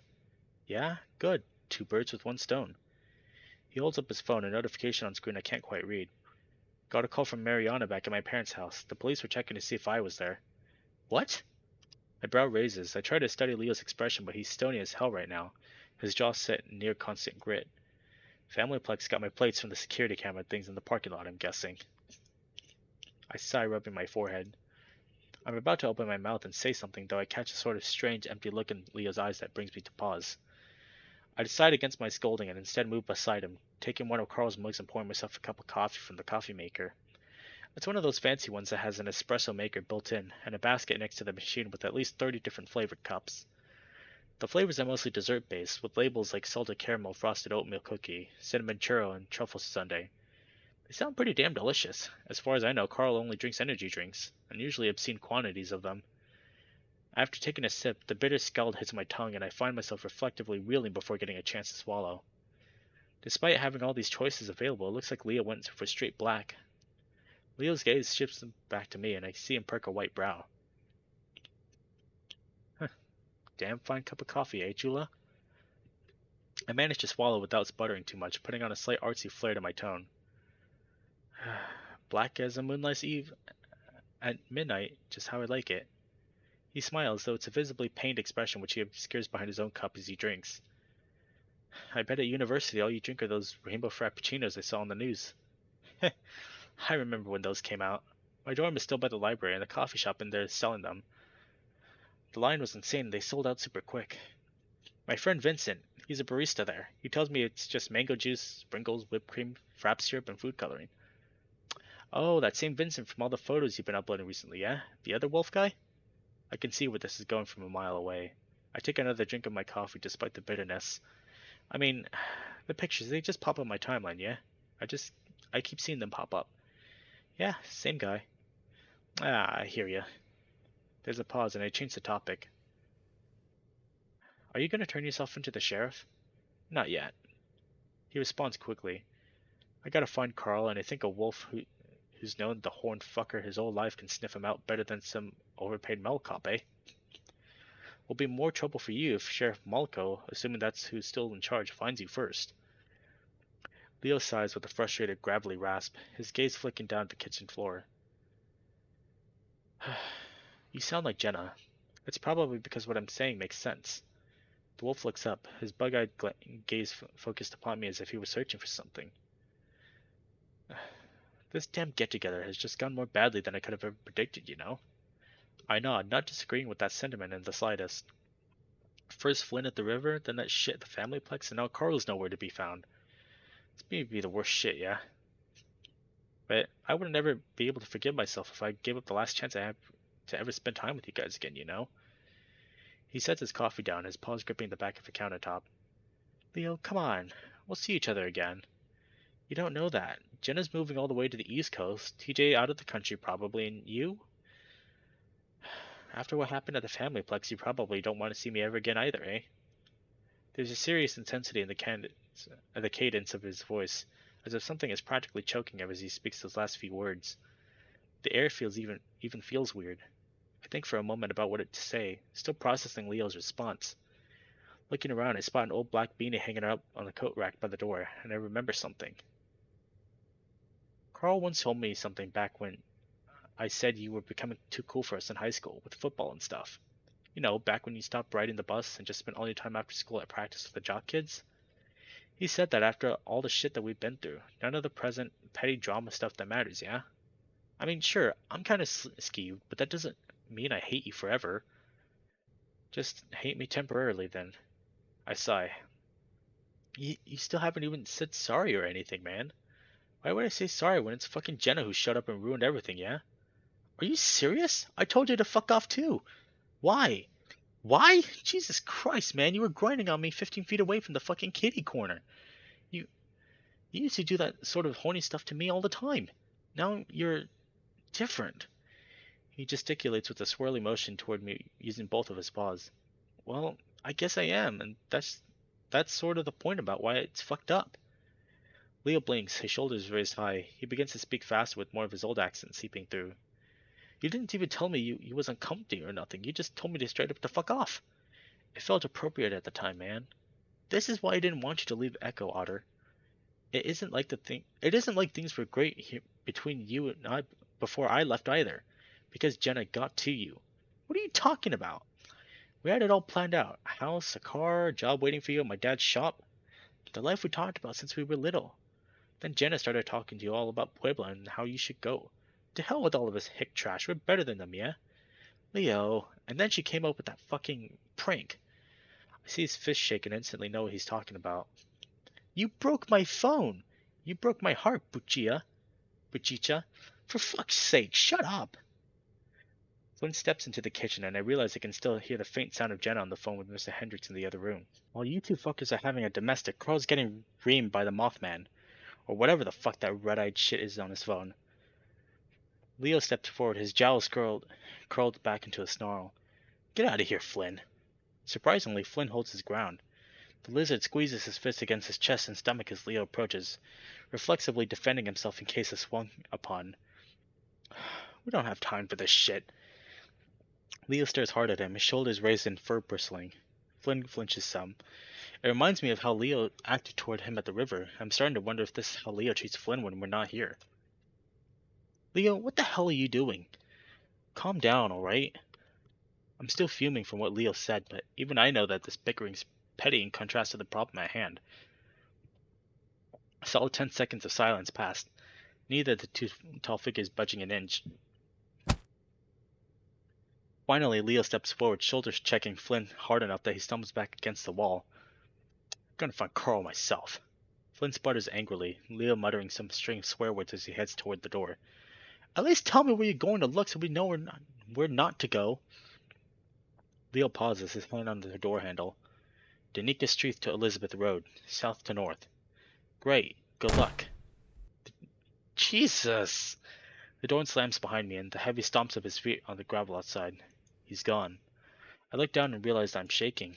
Even if it had been years, an argument like that with someone who basically defined my childhood and teenage years has a way of hurting deep. A stupid fucking prank. I try to refocus, making my way over toward the knocked over Flynn and offering him my paw. You okay, man? He glares up at me for a second, then takes my grasp and pulls himself up. The lizard weighs a ton, though, nearly pulling me down with him. Just go help TJ already. I'm gonna check the basement again. He dusts off his front and begins fiddling with the shirt collar, walking off back toward the stairwell before I can respond. Through the kitchen window, I can see Leo outside. He's down the road a ways, past his van. He's talking to someone. I see the figure he's talking to point toward the house we're in, and Leo crosses his arms. It can't be the sheriff already, can it? Moving to the window to get a closer look, I can see the figure is a weasel. Duke. Jesus, I haven't seen him in years. I used to see him around the porch a lot back when I visited Leo's place near Daly. As far as I remember, he was a loner type, occasionally getting involved with civic stuff and the mayor. I have a vague memory of him being married to a younger lady when I was a kid, but I don't remember seeing her after first grade. His interactions with me were always pretty brief. Not much to judge a personality by. Now though, he's pointing at the house, speaking loudly, though I can't discern what he's saying. Leo just looks angry, his tail stiff. Despite the range, I can practically feel the old fellow gaze shifting, meeting mine through the window. His pointing hand shifts, now aimed directly at me. I reflexively blink, stepping back when my eyes refocus. There's a plume of dust in the air. Duke is on his back in the middle of the dirt road, and Leo's quickly marching back towards his van. The hell? Duke is already back up on his feet, spreading out away from Carl's house. His mouth is still moving. He's saying something. Leo's van peels out of the driveway, gravel kicking up in his wake. Within a few seconds, he's out of sight as well. Jesus. I walk over to the door, locking it again just to be safe. Left alone, I head out of the kitchen. As I walk past the living room, I overhear the low rasp of Flynn's voice. His tone is serious. And the fucker shoved me! You said he was pulling this shit on the mall too? I talked to Chase if you wanted more details. To think he just had to pick this day of all days to fucking snap. Flynn rubs the tip of his snout. His slitted eyes narrowed until they spot me. Then he just looks back to Jenna. Let's call Malco now. Right. Flynn begins to dial for the sheriff. Jenna looks toward the door, then to me. We'll talk a bit later, Chase, okay? If you want, of course. I pause, having been about to head upstairs. Oh, yeah, sure thing. She smiles at me despite everything. Oh, hey! TJ rises up from Carl's computer chair, clearly forcing a smile as he sees me. He's clutching his cell phone to his chest. TJ? Yeah? Are you okay? No. TJ sinks back down into the chair. Perking a brow, I move to one of Carl's console gaming chairs over the computer area. TJ slides his cell phone back into his pocket. I'm worried about Carl. We all are. We're calling the police and hopefully they can help us, yeah? I know, it's just that image on the phone, you know? The picture Carl took? Yeah, it's spooky. Spooky doesn't even begin to describe my initial thoughts regarding it, but this is TJ I'm speaking to, so gentle words and all. Yeah. One of his canines sink into his lower lip. The link's chewing on it nervously. Maybe it's a screenshot of something he had on his monitor. We could check his history and recent documents to make sure. Have you already checked all that? His face flashes with a guilty expression. No, there's a password required to log in. Oh yeah, the new version of these operating systems will make you log in with your email account. It's dumb. I pause thinking for a moment, then scoot a little closer to the keyboard. May I? TJ blinks, it taking him a second to understand. Oh, yeah, sure. He rolls to the side and I pull the keyboard closer to me. Ha ha ha, here it is. Clicking the mouse begins up the generic login window. The username Blazicle is visible. The username Blazicle is visible. When we were younger, Carl and I used to play a lot of free-to-play MMO type games. I convinced him to give me his password once, saying that I'd grind XP for him while he was on the vacation with his parents. In reality, Asshole sent me his rare party hat item to my character. I tried to tell him that the game devs deleted the item from the game, but I don't think he believed me. God, I was a shitty 10-year-old. Oh hey, that worked! Yep, kinda surprised he's still using the same old password, but kinda not at the same time. Carl isn't one much for change, right? Anyway, what should we look through first? TJ scoots closer, his chin practically on my shoulder. I have to shift my head some so that his whiskers don't brush my cheek. His messenger, I guess? Huh. I don't recognize most of these names. I see you and me on there. Most of these others outside of our group are his online friends. Huh. It's good to know that he's still being social and meeting people after we left. Well, besides the name of the people in our group, these look to be all online people. I played Vox Disparis multiplayer with Carl and that Lucha Leche guy before. He lives on the other side of the planet, practically. I wonder if he still talks to Heather. I hope not. There's a brief silence. Flynn messaged him earlier. I see a 1 next to his name. But I don't think he wants us reading that. He probably didn't want anyone looking through Carl's phone after he and Jenna were looking for it. I think Flynn might have been venting to Carl about what happened at the river pretty hard-like. TJ's face briefly scrunches, as if flinching in response to that information. I move to click on Flynn's name, but TJ stops me. No! Blinking, I look over at a wide-eyed TJ, who seems to be now recoiling from his own abrupt interruption. What? Sorry. I just think that we shouldn't pry into that, if he didn't want us to see it. To be honest, Flynn being so cagey about his contact with Carl just makes me more curious. However, if what little stuff Flynn said to TJ to his face was enough to leave him shaken and distraught, I can't imagine what seeing the stuff that he didn't say would do. Alright. I scoot back to the side a little, letting TJ take the mouse. He still looks pretty guilty for snapping at me. Let's check his browser history. Okay. TJ moves the cursor down to the star-like symbol on the taskbar. Oh, that's Google Chrome if I've ever seen it.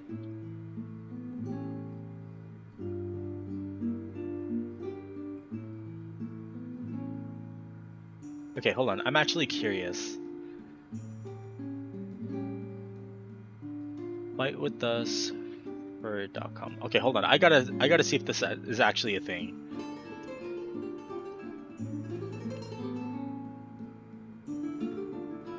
Fightwithusfur.com. This would actually be really cool. Flesh Affinity. That's Fur Affinity if I've ever seen one. Crank Power.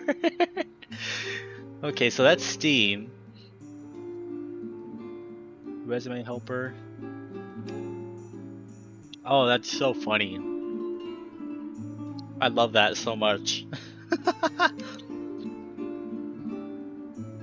Weed, hauntings, porn, video games, movie reviews, job search stuff, and let's plays. I guess that's pretty par for the course with regards to Carl. Nothing too unusual, but TJ moves the cursor to the food. No. I gently yet assertively place my paw on TJ's own and move the cursor elsewhere. It's a store for special couches. Isn't it called a futon? No. Look, the browsing history stops right before midnight. And the picture on Carl's phone was taken around that time, right? Yeah. That's really weird. It is. Let's keep looking. Try recent files. TJ nods, closing the browser and hesitating for a moment before clicking the most recent file named carl.doc. A resume?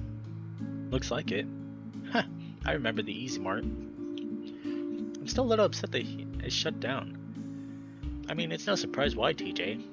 Yeah, it was just nice to have a local food back when we were kids. Convenience store just isn't the same. The dietary choices available to people here are now really limited, unless they drive all the way to Payton. A food desert, I think it's called?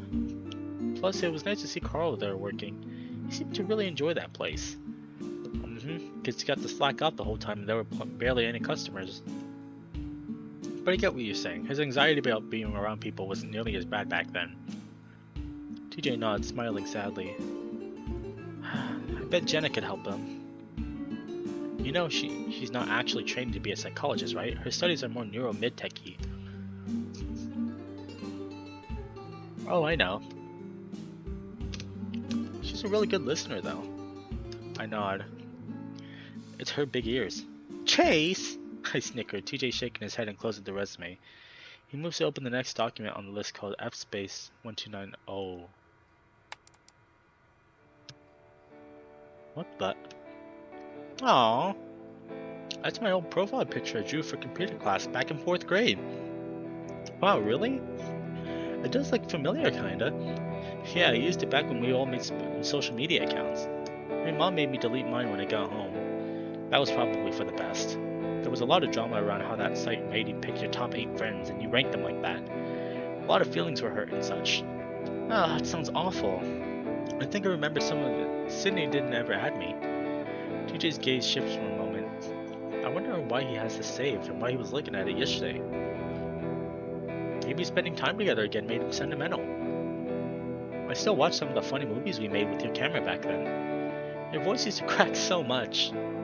I feel the sting of embarrassment rise from my neck to my cheeks.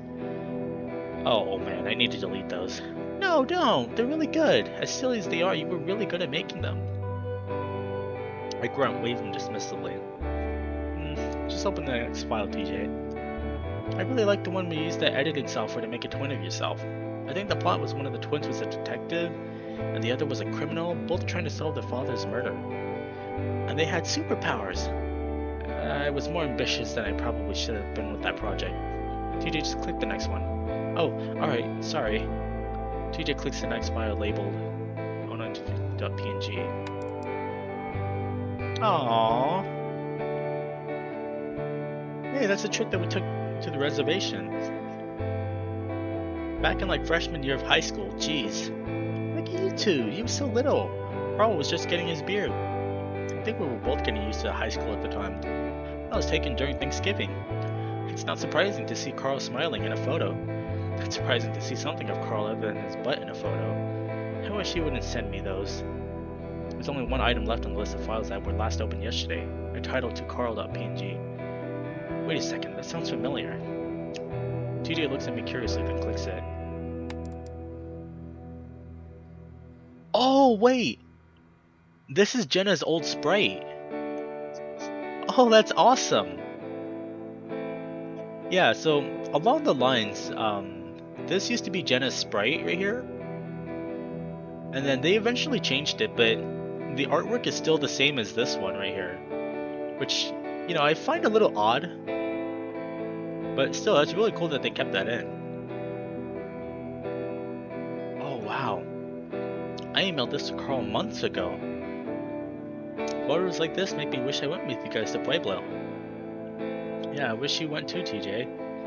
I was actually trying to convince Carl to come back and try again with a different major.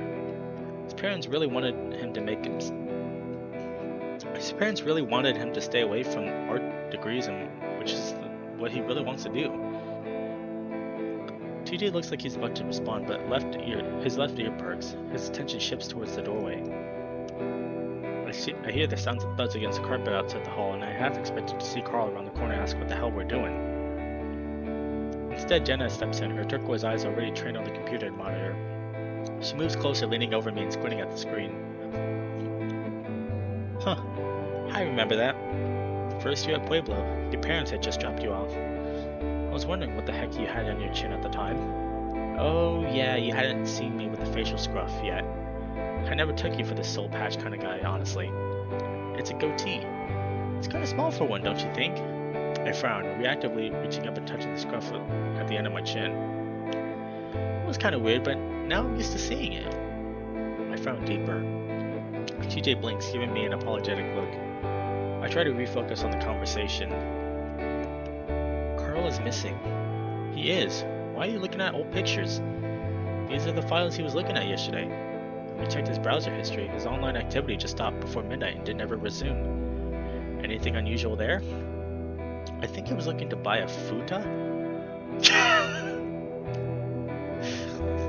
Jenna stands there staring at TJ with a deadpan expression. After about 5 seconds, she looks at me expectantly. He means a futon. But you guys said no, nothing out of the ordinary. Okay, well, I'll be sure to let the sheriff know when she gets here. Flynn steps in the room besides Jenna. Usually the Gila has a bit of a case of resting bitch face, but right now he looks downright sour. Alright, let's figure out who's gonna look where. Wolfboy has made the decision to go check the roads Elizabeth through Tanika. Chase, you've got Margaret Lane through Tetanus Alley, Jasmine Street. I'm giving you more since you got a car. I'll take Gretchen Way through the beginning part of Route 65 in my truck. TJ, you like hiking. We need you to check around the hills and old nature trails around there, all the way down to the lake. TJ stiffens, and the feeling in the room seems to cool drastically. Only if you're comfortable doing that, okay? We want to be thorough. I'm fine. I'll be fine. I just want Carl to be okay. Jenna nods, offering TJ a reassuring smile. Just text me when you're out. I'll most likely be free since I'll be keeping watch here at the house. TJ smiles back sheepishly. Okay. Before you all scat off to your respective places, I found some weird shit in the basement. Flynn holds up his fingers, there being some white chalky substance upon them. At the entrance to the crawl space, there was a bunch of hoof prints, dents in the wall, and plaster everywhere. My car was headbutting the damn thing. There's nothing I could see in there, though. My theory is that Jeremy gave him bad weed, laced with some shit, and now Carl's on a real bad trip. Which is why I need you to talk to Jeremy when we get to Jasmine, Chase. He looks sidelong towards Jenna. Jasmine Street, I mean. I feel a chill crawl up my spine. Jeremy and especially his friends made my life hell during most of my childhood, especially after the lake incident. All of them were native inhabitants of Jasmine Street. If it wasn't for Leo stepping in, things would have been worse. You can text me too, Chase. She seemed to have read the look in my face. I swallow and try to look casual. Okay. Flynn rolls his eyes so hard. I can't see his pupils for a moment. Pausing, I remember something. I saw Leo get into an argument with Duke outside the house earlier. Duke kept pointing at it and it was like he was saying something to him. Whatever Duke said, it was enough for Leo to push him to the ground and drive off. Knowing Leo's minimum threshold for violent turns, probably hello. Flynn seems to soften a bit at that comment, looking sidelong to hide his smirk before returning to his more hardened expression. But in seriousness, that is concerning. I'll also relay this information to Sheriff Malko when she gets here. I'll text Leo and try to figure out what he wanted. Good plan. Flynn immediately heads out with another word. Oh, without another word. TJ hesitates a little, fidgeting with something on the computer, but gets up and leaves as well. I'm about to follow suit, but Jenna stops me, her paw on my shoulder. Hey, if Jeremy asks about me, you don't need to lie and say I'm not here or anything, okay? Oh, yeah, I understand. She lowers her paw, recrossing her arms over her chest. We'll talk later, yeah? Uh-huh. I feel like I'm lingering to the point of awkwardness now. Good luck. You too. With a clearing in my throat, I shuffle my way out. I take the bend out to Mary Drive, trying to squint through the dust kicked up on my vehicle past the sagebrush ahead. Carl isn't exactly small or stealthy, so I'll know if he's around here somewhere, I should be able to see him. The more I drive, the more I start to notice how little maintenance the dirt roads have received out here. My tires kick up topsoil and gravel, and divots mar the surface and jolt me in my seat. Unlike Flynn's truck or Leo's van, my little clunker isn't meant for these sort of roads. I can practically feel my maintenance bill growing. As I approach the turn off to Jasmine Street, I pull over to the side of the road. I reach back into my shorts and take my wallet, placing it in the glove box and locking it just in case. Stepping out of the vehicle, a cool sweat begins to form along my neck, and I have to remind myself I'm 21. We're all adults. I can drink, I have a car, and I live by myself. And Carl is in trouble. As I walk through the clearing of dry brush, I'm reminded of the last time I was here. I had a fight with my parents. I think it was over my grades or Leo or something. Eventually, I had enough of being yelled at and took off for a generic teenage angst walk. Okay, let me save right here. Save 38.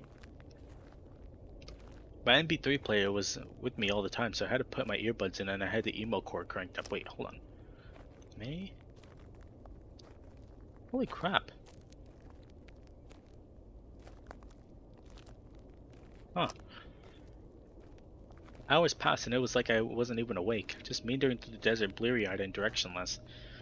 I must have ended up on Jasmine because the abandoned school was nearby.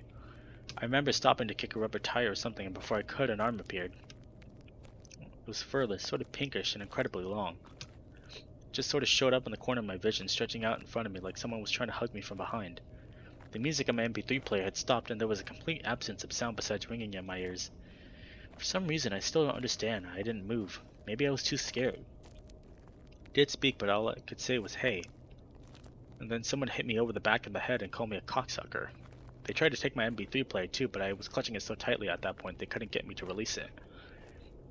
No matter how many times they hit me in the head. I ended up telling Leo about it later, and he basically forbade me from ever going near Jasmine Street again. He kept asking who did it. I told him I don't know, but Leo thought I was just trying to keep him from harm. He went on a big speech about where he comes from. If somebody did this shit to a man's significant other, they'd be fucking dead. I was tired and my head hurt, so I asked him how well that philosophy was working out for everyone in his home country. That just made him even angrier, and he kept going on about how he's supposed to be the protector of us all. Hell, he even name-dropped Sydney to help prove his point. Someone he almost never brings up because it kills a good mood. I come to a stop at the edge of the clearing. The street sign on the corner at the base of the hill confirms my location. Jasmine Street. Also known as Tetanus Alley if you ask Flynn. No wonder Jenna changed her name. Oh, so she originally went by Jasmine then. If that's what the story is suggesting. I make a point to keep my tail from touching the ground, occasionally checking the path ahead for shattered glass. Looking through the shattered windows of the abandoned manufactured homes and littered hilltops, I can't imagine Carl in a place like this. Approaching Jenna's old house, I take stock of how it's aged. Poorly. It's stucco, unlike most of the other trailers about, but it hasn't seen a good coat of paint in at least a decade. The lawn is overgrown with weeds. An old convenience store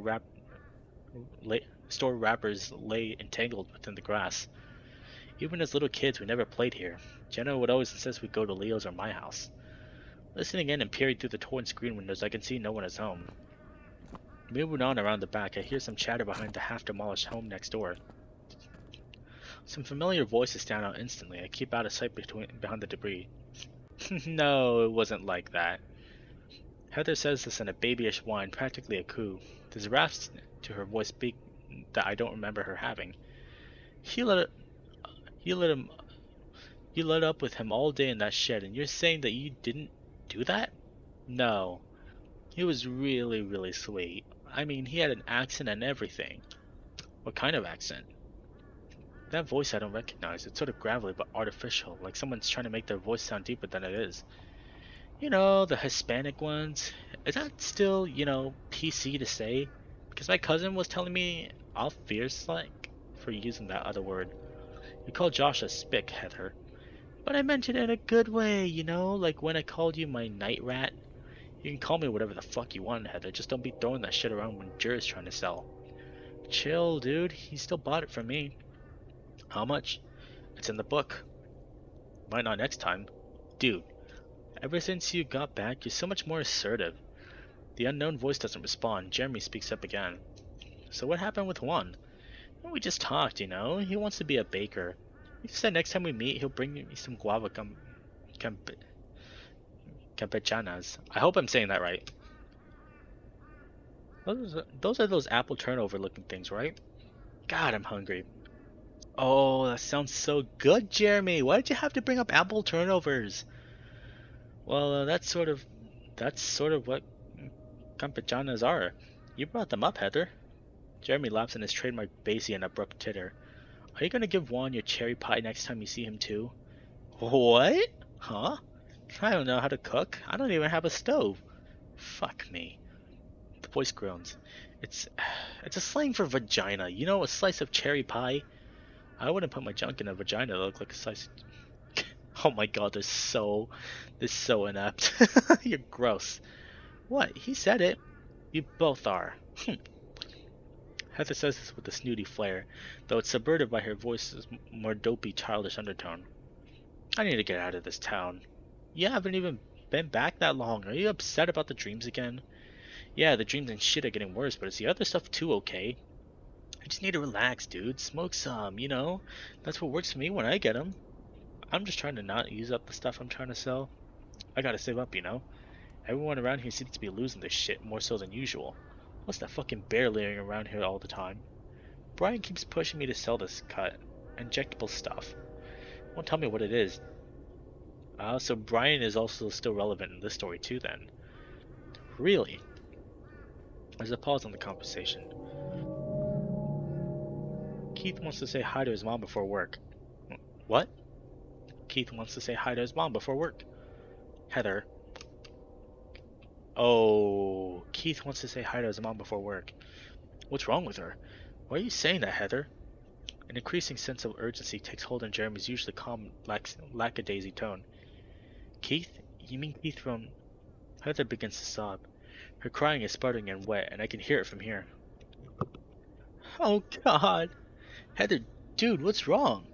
She continues bawling, her whining cry increasingly shrill and choked. Oh my God! Heather! I can't deal with this right now. Micah, give her joint. Micah? What? What? I'm not giving her any more of mine. She's probably pulling this shit just to get more. Dude, now. I've got some of mine in the mini storage out back. Just hurry, okay? Fuck, okay. Hearing footsteps, my heart lurches. I move back across to the other side of the structure, praying that my clumsy otter self is actually stealthy for once in my life. However, it isn't long before I see him round the same corner I just did. What in the goddamn shit? Micah's big eyes widen in alarm. The words catch his throat, higher pitched than the others. Oh, he's a bat character. Whoa. There's a pause and I haven't been caught. I haven't got a clue of what to say. Well, shit, it really is you. He mutters, his face taking a more stern expression. What? What the fuck are you doing here, schizo? I'm jolted for a moment, that being something that I haven't been called in years. I swallow, crossing my arms and trying to look nonchalant. Looking for Jeremy. Thought you fucked up to college like the rest. I thought you disappeared back in '08. A quiet huff escapes the small bat. Well, I'm here now. Heather's crying can still be heard in the background, her banshee-like wails proving an odd ambience to this reunion. Why did you need to see Jeremy? I'm looking for Carl. An indiscernible expression takes hold upon Micah's face, intense with his gaze flicking to his surroundings. Rich goat ain't here. Why, is Leo with you? No. Suddenly Jeremy approaches from around the corner. Oh! Dude, what is taking... What the hell?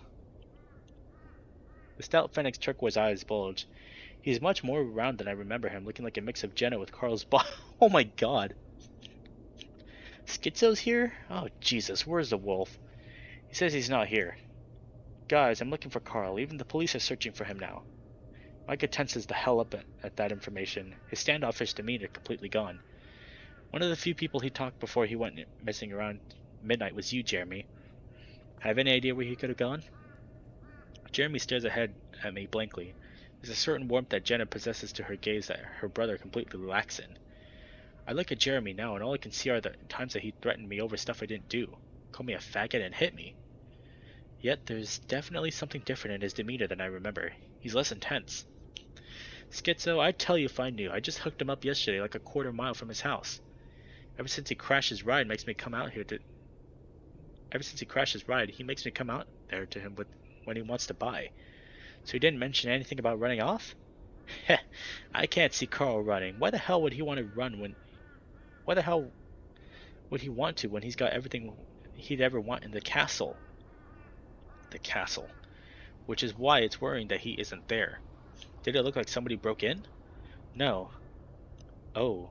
You didn't give him anything laced, did you? I mean, I don't really know how all that works. No, it's the same stuff I smoke. That's not that reassuring, but I nod regardless. Well, thanks. We're staying at Carl's if you want to hear anything or see him around somewhere. Jeremy frowns, canting his head to the side. We. Is Jenna with you? Yeah. Jeremy's frown deepens, but he doesn't look exactly angry or anything. Oh. There's a pause of silence, punctuated by a choked sob from Heather behind the house. How's she doing? The usual. Better than anyone else. Jeremy's frown shifts to a lopsided smile. The fox is even grinning for a second. One of his front teeth is chipped in half. Sounds about right. Micah looks over his shoulder. Gotta get that joint now. He sidesteps, grunting as he passes. Nice soul patch, fag. Oh. This is a very important decision. You know what? We'll snap back at him. Why not? You've got a glass house there, stone thrower. I've got a lot of stones. Now fuck off. What the hell is this neon sign fuck me of a bat to treat me like this? I liked him better when he was just a tiny annoying klepto. But I liked him even more when he was on the back of a milk carton. Jeremy watches Micah for a moment before scratching his gut. His eyes are upon me now. Yeah, you should go now? Of course. Gladly. I look around my surroundings. I'll let Jenna know you're doing just great here. Eat shit. Don't come back. Jeremy just stares at me until I begin to walk away, then goes back to Heather. She's still crying. Wow, okay.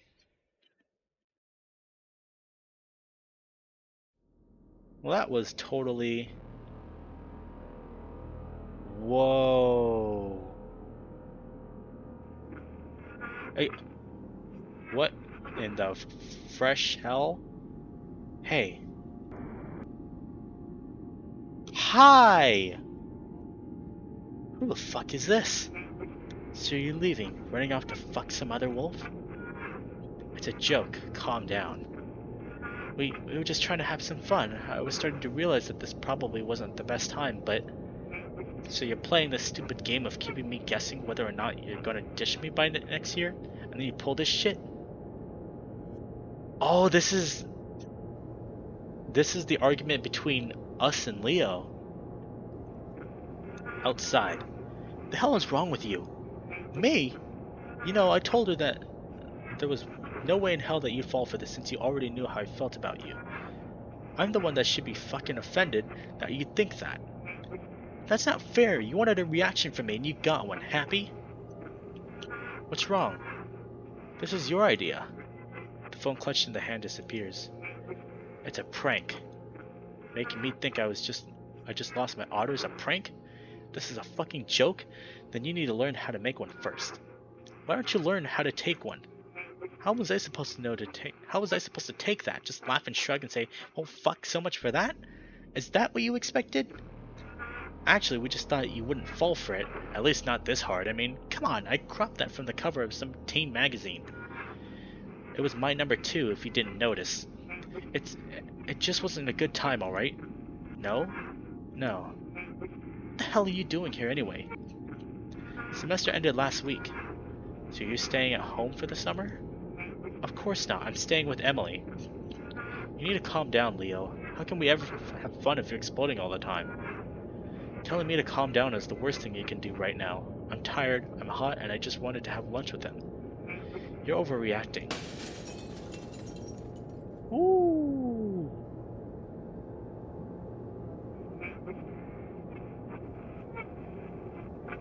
I'm going to Pueblo, Leo.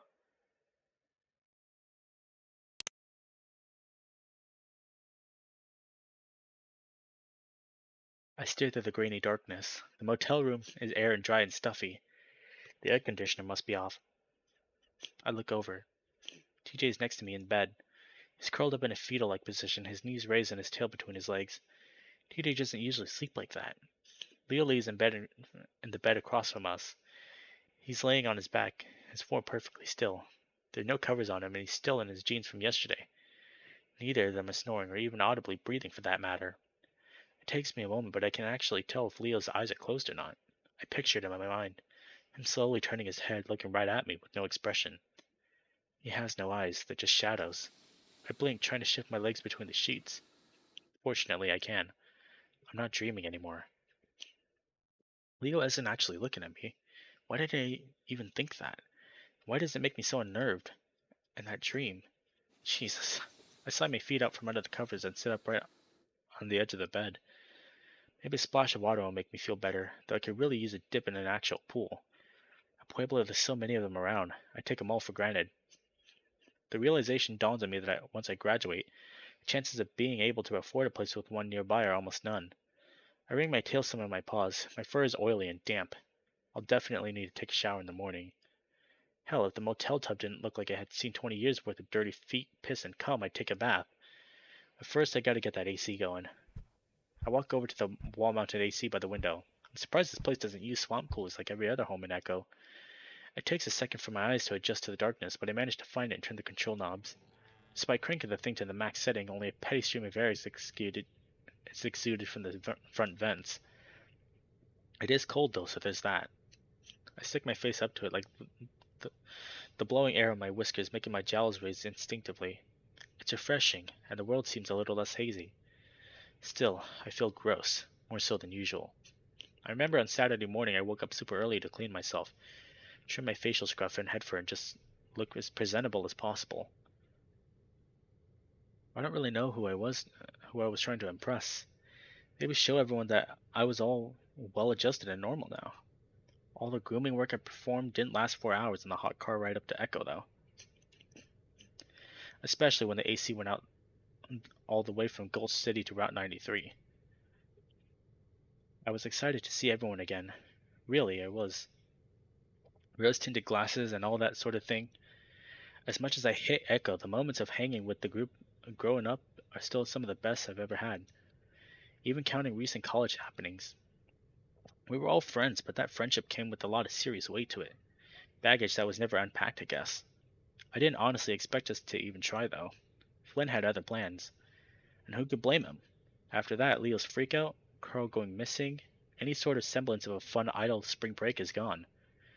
It's like there's this buzzing tension in the air, methane filling up a room and just waiting for the lighting of a match.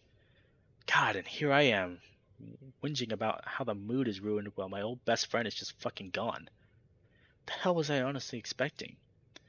Us to all just hang up a bunch of Christmas lights in Leo's backyard, grill us up some carne asada, and get drunk and dance to a bunch of indie playlists? And of course I'd fantasize about some sort of brief reunion with Leo. I mean, that's natural, right? I didn't expect him to be in this rough shape, and I definitely didn't expect this whole Jenna-Leo rivalry to explode like it did. I glanced briefly to my camera bags at the end of my bed. I have a feeling I'm not going to get much done for my project. With some reluctance, I pull my face back from the cooling vents and head out to the bathroom. I try to shut the door behind me quietly, but it's still pretty loud. I look back at the sink and realize that it isn't going to cut it. I tug off my shirt and underwear, then place them on the edge of the counter. At home, I just throw them on the floor, but I don't really trust how clean the linoleum is here. I step into the shower. It gets hot quick, so I fiddle with the handle some. There's some red fur tucked in the corner, so I'm guessing Leo took one earlier as well. He was worried that police would come by his place, so he insisted on staying here while we searched for Carl. I remember him and I used to take hour-long showers together back when my family was out of town. My parents had one of those walk-in Roman-style showers with marble tile. I thought it was the coolest thing. I bend down and pick up the tiny complimentary shampoo bottle from the rack and begin to lather the contents into my fur. It's not exactly the best for specifically my type of fur, but it'll work for now. I bet Jenna would have loved that shower. She'd had to use an outdoor one for most of her life, as I recall. I think she lives off campus now in a studio apartment she picked out. I've never actually seen it. She probably splurged with her full ride money and got something really nice. Bet it beats the hell out of communal dorm showers, which are not as sexy as porn makes you believe. I begin lathering further down, usually I rub one out during shower time. Though at the moment I'm pretty devoid of those feelings. Ever since I got here, I'm starting to feel sort of detached from everything. Like all this chaos is going around me and I'm just here. I just want Carl to magically show up so we can all just go home. Or rip some archival footage off the internet and just record voiceovers of history section of the county's website. I'm not really an A student anyway. Grades don't even matter in journalism. It's about who you know, really. I close my eyes, hoisting my arm up against the shower wall and resting my forehead against it. The hot water pours down my side. I'm a bit more sensitive to heat there, but I can take it.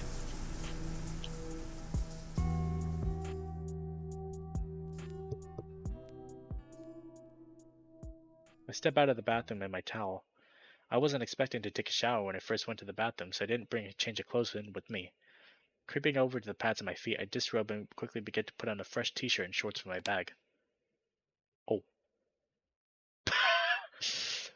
Chase? Hi! TJ and Leo are no longer in bed. The Lynx is over by the light switch, squinting blearily at me. Well, Leo blinks at me. Buenos dias. I quickly try to scamper out the rest of my shorts, foregoing underwear for the time being. Oh, geez. Sorry, Chase. TJ turns, quickly averting his gaze. Leo just sighs some, rubbing his eyes. Thanks for the show. Your phone was going off while you were in the shower. My cheeks feel a bit warm as I manage to finally get my shorts up to my waistline. Oh, who called? Leo stares blankly at me, looking more tired than any of us. I wasn't going to check. An uneasy look punctuates that comment, and it catches me a little off guard. Can I turn around? Yeah, why haven't you turned around yet, buddy? Yes, TJ. Thank you. The lynx uncovers his eyes and moves to the bed. Sitting down, he still looks like he hasn't fully woken up yet. Sorry for waking you guys. I was really needing a shower. Otter stuff, you know. It's okay, Chase. You kind of woke me up from some pretty weird dreams. So, thank you. He manages to smile a little, still trying to blink the blurriness out of his eyes by the looks of it. He he arises begin to narrow back to a more slitted state. Not arises, irises. God, I literally cannot do fucking English, I swear to God. No problem, TJ. I actually should be getting back out there. It's 3:30 in the morning, are you sure? I finished putting on my shirt and moved to check my phone. Yeah, I'm sure. And when I find that goat, I swear to God. He stretches some more before stifling a yawn. Not gonna let him out of my sight for a month. It's a text from Jenna. Hi Chase, I can't sleep so I'm heading back to the motel. If you're up, do you want to go out looking with me? I am feeling a bit better after my shower, so I send Jenna a quick text agreeing to help with the search. What does it say? TJ cants his head, peering at me with a sort of dazed, curious look. Jenna was having trouble sleeping, so she wants to go out searching. Leo looks up at me, his expression indiscernible. Isn't it kind of dark to try and look for him? I mean, not that I'm trying to decide you all, just seems kind of harder. Hey, MLG Purple Galaxy, welcome on in. The bluff welcomes you. Hope you're having an awesome evening, and welcome on into our little story of Echo. It's a whole 48 hours thing. The harder we look now, the better. Sitting back and praying everything will work out won't do us any good. DJ's eyes widen some, looking a bit taken back. His jowls twitch some, the feline looking down at the sheets between his legs. I. There's a knock at the door. The sound of jingling keys can be heard coming from the other side. There's a scratching noise of metal on metal, the door being unlocked. After a moment, it opens. Jenna steps out of the darkness, rubbing her arms some and making a beeline for her bag. I'm going to do my very first 24-hour stream? Oh, how exciting! I have not done a 24-hour stream, and I don't think I ever will. But I mean, hey, that's still pretty exciting, though. Yeah, good luck on that. Hey, TJ, Chase, Leo. She nods to each of us in turn before beginning to rifle through her belongings. Aren't you supposed to be keeping watch at the house? Aren't you supposed to be in jail? Ho ho ho ho ho ho! TJ makes a noise that sounds like he just choked on his own spit. I try to avoid looking directly at Leo. He doesn't say anything, though I hear in the bed he's sitting on a creak audibly. She takes out 2 water bottles, tossing one to me. I only barely catch it, mainly because it stopped by my nose first. Ow! My snout tingles with the aftershock. My nose feels wet for some reason, though when I reach up there's no blood. Must be the burst blood vessels. Oh, she stifles a brief amused huff, looking apologetic. You're still trying to wake up, I see. You think that's funny, just walking in and hitting him with that? This crackling baritone comes out a few decibels too loud, his tone stern like a scolding parent. I don't know what game to play. I'm on PS4, so for Switch games, the stream ends. Oh, gotcha. Yeah, that's kind of the reason why I don't like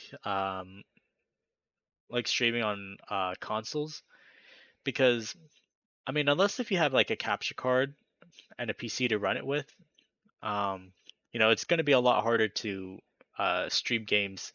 Like that's kind of the situation that I had when I first started streaming with Need for Speed Heat. Uh, I mean, the video bitrate was also pretty shit as well. So that's also the main reason why I didn't like it. But yeah, I could definitely see that being a thing. It has a way of catching everyone's attention. That wasn't the intent. There's a pause. Leo is about to speak again, but Jenna managing to cut him off before he can. Speaking of, we're gonna go check in with Duke, see if he knows anything. Leo's jaw shifts as if he's trying to speak, but the words don't come out. He leans back, then forward again. Have fun. Chase, you all set? She looks at me expectant. I guess she's ready to go. Oh, yeah, sure. I force a smile, trying to downplay the, the cavalcade, the cavalcade of tension this room has become. Goodbye, guys. See you later. TJ seems to be doing the same. Leo just stares. We'll text you with some updates in a bit. Jenna pats my shoulder once before heading out. I follow suit. I'm just gonna say, it's probably not the best idea to be running around at the devil's hour. The air is surprisingly fresh outside, even a bit damp. It's as if the motel room itself had its own oppressive atmosphere that was permeating my sinuses. And, and now I'm finally free. Near the horizon, thick gray clouds loom overhead. The reservation must be getting some rain. Jenna seems to notice as well, taking a few steps forward the mostly empty parking lot before speaking up. Kinda nice out, isn't it? Yeah. She opens her mouth to speak, but pauses as she looks over her shoulder, a light frown crossing her blonde features. Come on, let's go. She starts moving again, heading toward the street. Duke's house, right? And we're walking? Yeah, is that a problem? She glances back. I reach down, feeling the tender, hardening muscles around my thighs and knees. Just a bit sore from the hike is all. Oh, you're a tough guy, Chase. I'm sure you'll manage. A tough guy? I hustle some to catch up, the Fennec already on the road. She smiles at some as I catch up alongside her. Your phone has a flashlight, right? Yeah. Oh, give me a sec. I reach into my pocket and flick on my phone. It takes a second, but I find the right button, the cracked pavement in the front of us quickly illuminated. Just in case we come across any snakes or spiders. Or overweight rams. Those two.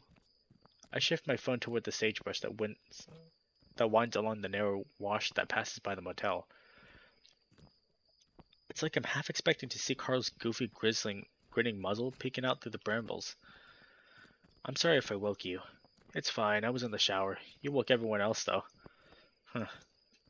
Jenna straightens her tank top, peering through the cracked glass windows of the old ice cream shop. Even the for lease sign on the awning is mostly faded away. It's still got that old Victorian-style architecture that you see in a lot of the buildings built originally by the wealthier settlers at the turn of the century. Faded green and pale blue paint still clings to the parts of the main facade, with a copper metal roof of a mix of dark amber and turquoise. In its heyday, it probably stood out something fierce, a colorful contrast to the harsh beiges of the desert, and ultimately an opulent reminder of the old world amidst the new.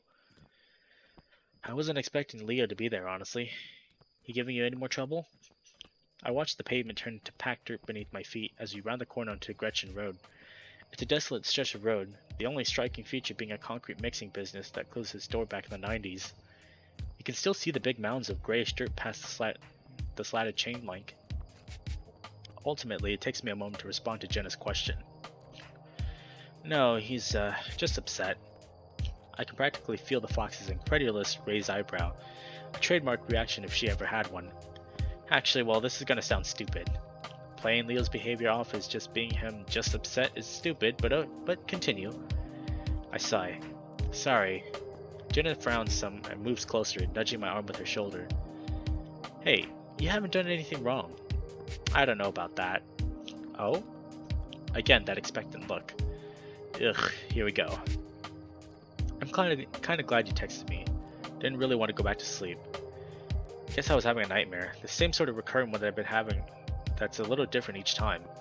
Each dream I'm facing myself, but it's not me. It's like a mirror me. Things are different, messed up, and blurred. Sometimes, well, it speaks, and it's all distorted, like an old AM radio station with bad signal. Jenna looks away for a moment, then back to me. And each time it gets a little clearer, and it might just be because it's fresh in my head right now, but I kind of remember what it was saying. I stopped briefly, shining the flashlight on a tumbleweed rolling across the dirt road ahead. It briefly gets stuck in a mesquite tree, bouncing against the trunk and leaving a few twigs behind before rolling back along its course. Do you remember when I texted you that I got into Pueblo and you drove all the way back down here to celebrate? I do. We were going to surprise Leo, remember? I do. There was a delay in her words as she seems to already know exactly what incident I'm referring to. The prank. She lets out a long drawn out breath of air. We pretended you were cheating on him with those fake texts I was sending you. He smashed your phone and you told him you were leaving Echo. Yes, it wasn't the best of practical jokes to play on someone who was already fairly unstable. He wasn't... Chase, what does this have to do with your dream? She cuts me off, her tone more curious than stern. I know, it's just the whole thing was just playing back in like some kind of record, everything that happened. All those fake text messages you sent me as Jared, leaving me on the phone on the table. Me leaving the phone on the table, Leo confronting me, then you showing up and telling him it's a joke, that he's overreacting, and then smash! I make a motion like I'm going to toss my phone down.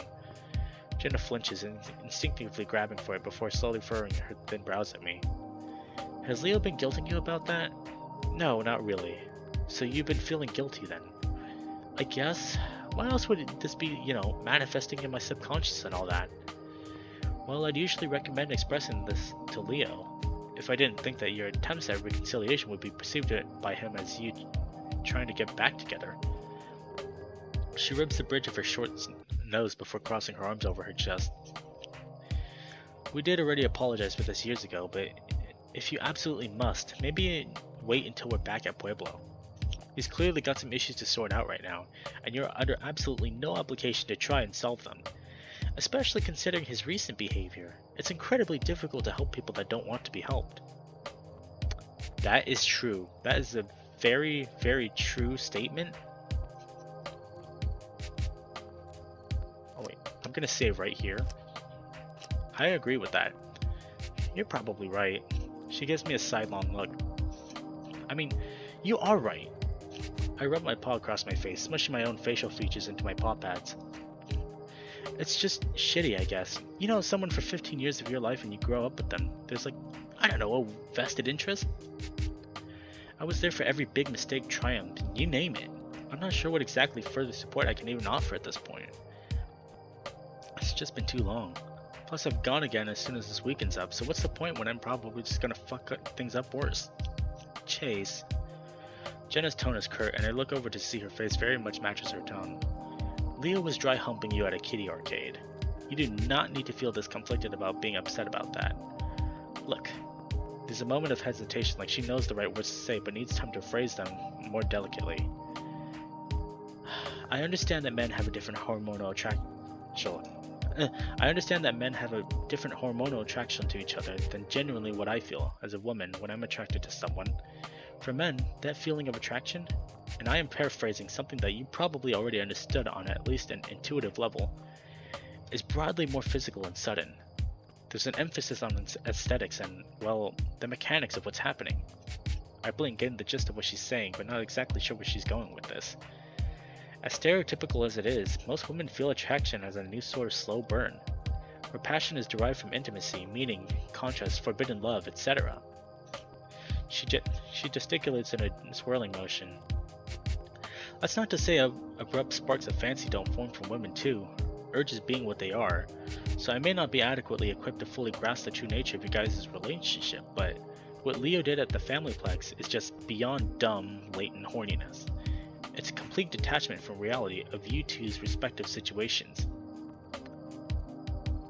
You know, who wrote this? Because this is a very, very good fucking insight. I'm not even joking. This is actually like really, really good insight. Like she's talking about well, obviously like how the different hormones in men and women work, but at the same time, like she understands that Leo is kind of like in his own kind of reality where things that are not okay are okay for him. Because, like, I already know that he's obsessive in the story, but just the way how, like, she's wording it out, it's all making sense now, because people have always said to me that, like, Leo is very, very obsessive, and that he is someone to stay away from, and I never really understood that, but this is making me see that. God, I love this fucking novel, dude. If you guys have not played this novel, I swear to God, you need to play it. The writing on this is absolutely spectacular, and this is a prime example of it. Jenna's voice raises some, louder than her usual controlled level and probably inappropriate for this time of night. It's upsetting, especially with all that's going on. I continue to walk slightly ahead of Jenna, unsure of what to say and feeling like I met her gaze right now if I'd regret it. I shine my light on a lone desert willow that sits on the bank of the nearby wash. In the branches, flickers of reflected light shine back. Eyes. They're small and sitting squarely in a nest made from bramble, like that of a tumbleweed from earlier. Bird. I announce, monotoned. Jenna steps up beside me, her hands on her hips as she looks where I'm now pointing. She exhales with some exasperation before responding. Yeah. Looks like a wren. How can you tell? As far as I know, Jenna was never much into nature or animals. Wrens are really the fat ones, you know, rotund. She pushes her small hands together, making a circle to emphasize the roundness. Her eyes must be better than mine, because I can only just barely make out the beak. I look back at Jenna and she's still staring up at the tree. Something about the whole scene of it gives me this strange twinge of nostalgia. Us wandering aimlessly about Echo with nowhere to go and nothing to do. And how we thought that feeling would last forever. Is it just me, or is this conversation kind of familiar? Not the bird, I mean. You and I walking around talking about stupid things Leo is doing? Yeah, that's not too out of the ordinary. She smiles some and I can't help but smile back. Yeah, that and... God, do you remember showing me those yaoi comics you got from the mall? Oh, yes, I hid them under a rock like half a mile from my house. I had to fight a scorpion to get you your Koko Tanuki AI issues. Jenna lets out an amused noise, shaking her head. While my relationships with the rest of the group besides Leah had mainly stayed the same after they found out I like guys, Jenna and I actually grew more close after the fact. Despite not really being too much into anime, talking to her about manga and the dumb romance stuff in them was always kind of fun. My hero. I sort of remember discussing the differences between yaoi and bara. You know, just now kind of reminded me of that. Oh, you talking just now kind of reminded me of that. Saying those two words out loud feels weird. Boys love and man's love. Right. I do remember that, Chase. How about a surprise you do? She says that with a forced, teasing tone to her voice for some reason. I can't my head curiously toward her. Why wouldn't I? I really enjoyed all that. Talking with you about it, I mean. Truly? I suppose I was only being humoured for my special interest topics that the rest of you were not remotely as interested in. It's a little creepy, now that I think about it in context. I waved dismissively. No, I mean, you weren't like a fan Yoshi or anything. Hell, you should have seen all that sort of yaoi junk Leo kept on his computer. Fujoshi and... Really? Sure, whatever. Yeah, and he was pretty into the more porny stuff. Jenna laughs. Most yaoi is written by women who've never met a gay guy before, and is full of gender-imprinted semi-tropes and dubious consent. Hey, sometimes that's hot. I'm surprised the words leave my mouth, and I immediately feel a burn around the edges of my ears. Jenna looks back at me. I can't quite read her expression now in the darkness, though. I'm not about to shine the flashlight on her. Yeah, that's part of why we read it. As long as it's understood as fantasy and not normalcy. Of course. I nod. But to take this thing back to reality for a second, no one should be forcing themselves on you like that, no matter what they see in the porn or how long they've known you. Also, another very good point. Yif is yif. That's fantasy. That's hot. Consent is real. You don't do that shit to people. See, again, very, very good life lesson that this game is giving you right now. Right, and I appreciate the concern. I nod again at Jenna, who returns to scanning the nearby underbrush. However, I can't feel but at least a little like I'm being treated like some battered victim here. Maybe I'm just too numb these days to feel like I probably should. The road turns back into chipped asphalt as we get closer to the old rail yard. The tracks to which run directly behind Leo and Duke's backyards, not like they've seen any use in decades. Most of the houses down the road are newer, and the county even installed a streetlight after an old Badger lady got hit by a car 5 years ago. That being said, most of the residences stand vacant now, in various states of disrepair. As we round the bend, I spot Leo's house down the way. It's a little ranch-style house with a big backyard, right off a dirt road leading from the street. It used to be his family's home before they moved out. No cop cars were parked out in front or anything. Not that I really expected there to be. Whoa! Okay, we got some artwork here. Jenna slows for a moment, peering over her shoulder. Her senses are better than mine, so I lessen my pace as well, trying to listen carefully. Okay, hold on. Let's look at all that.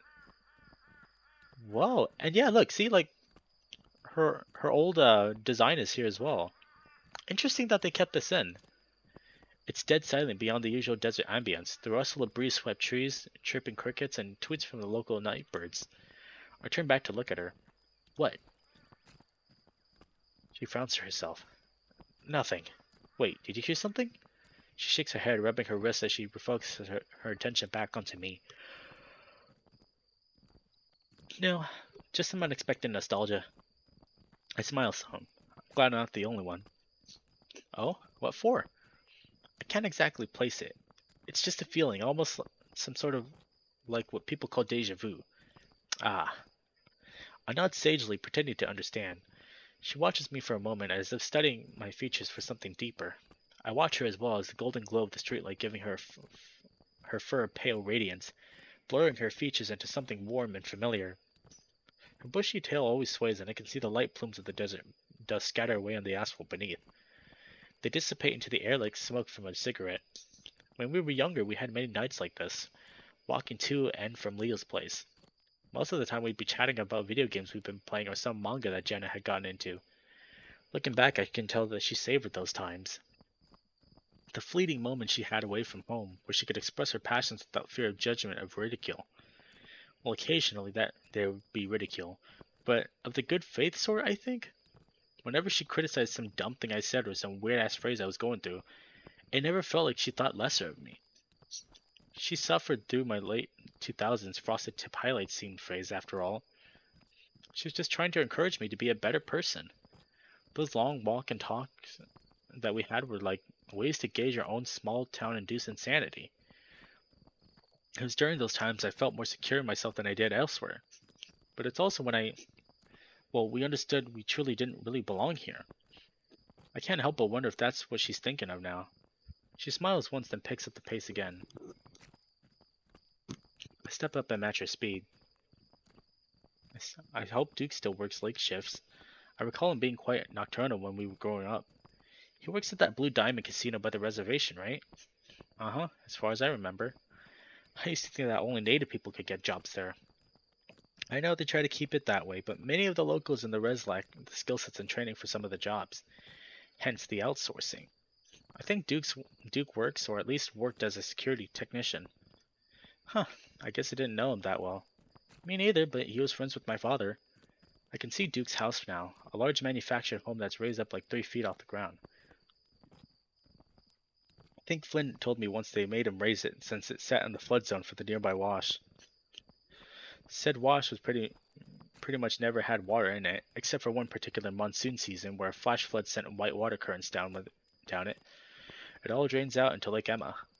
It's difficult to see it in the dark, but the house looks to be in a bit of a sorry state. The yard sign is overgrown with tall weeds, and there's a bunch of stripped bicycle parts and other electronic components strewn about. Jenna sees it too and lets out an audible hum as if acknowledging some confirmed suspicion. I'm about to ask her what's up when she speaks again. You know, my grandma never left the reservation, no matter how bad it got down there. I used to visit her a lot before she got sick.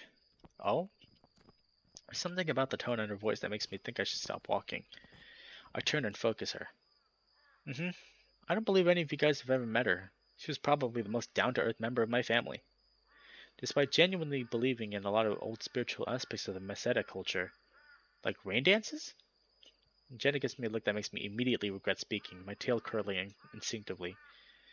You're thinking of the Pascoa tribe.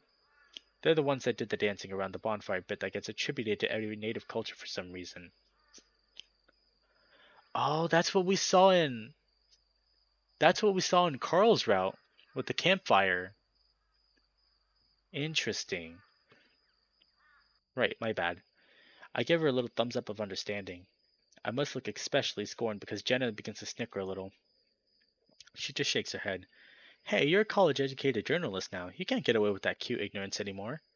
I've got one more year left of that, actually. I say that with a faux defensive tone. I guess I should hold on to staying cute as long as I can. Oh, that's easy, Chase. All you have to do is lose the goatee. What? Oh, come on! I reach up and grab the dyed piece of facial scruff, and a bubbling sense of self-consciousness burns at my cheeks. Jenna laughs some more. I'm just kidding. I know Leo isn't a fan of it, though. He told me as much. I let a bit of defeated noise. For some reason, that always kind of stings. Jenna waves dismissively, trying to get back to what she was saying. She seems serious about getting what she has to say off her chest. Anyway, Grandma had all this ham radio equipment in her house. She started collecting it after Grandpa died, which was long before I was born. She was really into technology and broadcasting, which admittedly was an oddball contrast from her more spiritual, tradition-based outlook on life. She crosses her arms, taking a glance inside an old parked pickup truck that's missing its plate on the side of the road. I shine my phone's flashlight inside, but there's just a bunch of bags that looks like farming stuff, mainly fertilizer. I remember thinking it was neat. She used to sit on her porch with her quilting gear, and I'd talk on the radio to passing truckers. Wow, really? I started to picture an old native woman who looks like Jenna, knitting needles in one paw and a radio mic in the other. Yeah, her radio had pretty good range. She did this for years, got kind of a reputation because of it. Sweetheart of Echo Valley, or something along those lines. Oh, she was like flirting with them? Jenna smirked, slightly shrugging her shoulders. Well, I suppose it was probably some of that. I remember Adam mentioning that occasionally she would find flowers in her postbox, sometimes even letters. Grandma was pretty shy actually and didn't like how she looked. When she was born, her ears and parts of her scalp were malformed. I was at some under underfunded tribal clinic up north, so they weren't equipped to fix it. Didn't get the money for it later in life either. She later brings up her paws to her own ears, running her fingers down to the base of her head fur. She always wanted to wear these big sun hats whenever we went somewhere, like she didn't feel right being seen. But over the radio, she would mainly talk to these truck drivers, ask them about the day, about things that made them happy. I remember hearing about this one particular time when she talked to a truck driver who recently lost his wife in an accident. Naturally, he was very upset and was considering whether his life was worth living anymore. So Grandma told him to pull over and come visit her. He was reluctant at first, but he did. Grandma got together all the old neighbor ladies and rolled out this big ancient grill from the 60s. They baked a bunch of fried bread and cooked up a ton of tacos. She even went out and personally got the ingredients to make some homemade cookies since he mentioned that he liked those over the radio. Oh, when he got there, she taught him how to make all the food himself. She was worried without a wife, and he wouldn't know how to cook something without decent on his own. She also went out. She also went around and introduced him to everyone, treated him like a guest of honor. He was this little rat guy, really meek. At first, he was worried that he was being awkward and was out of place, but they talked for hours and hours, way into the night. His wife and him had been together for 18 years. She was an art student. She was an art teacher at an elementary school in Two Canyons. So before he left, she and him made a sand painting. A sand painting? I'm reluctant to interrupt, but I've never heard of that before. It's a painting in the sand, usually done with pigments. What's interesting is they're not really art objects. They're for helping people heal, to become better. Once painted, the person who needs the healing would sit there in the center of the painting. The energy and goodwill that was put into the painting was to help the person in need, healing spirits and that sort of thing. I know nowadays you mainly see them framed up on roadside craft sales, but that's what they were originally for. So, ha! Jenna trails off and I look away as she clears her throat. She takes a slow breath and it takes her just a second to continue. My parents weren't there at Grandma's funeral. It was at some public meeting building out in Peyton for some reason. For my family, it was just Adam and I. Adam? Really? Yes, this is a long while ago before he started changing. We were nearly a third of the way through the service when the rat guy shows up, and I have to ask Adam who he is. The only people up there to that point was us foxes.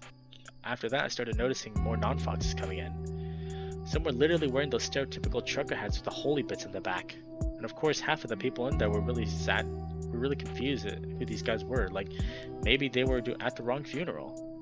They just sat in the back, and then Adam went up to speak. She folds her arms tight across her chest, smiling to herself as her gaze flicks upward.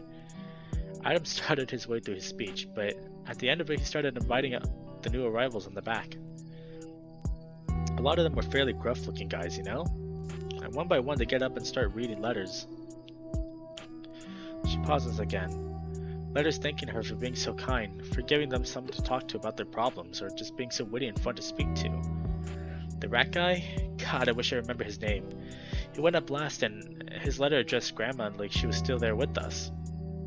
He talked about how he was doing, how tough things were after what happened. He mentioned his wife by name, about how losing someone so good and special can make it feel like the world has become so much darker.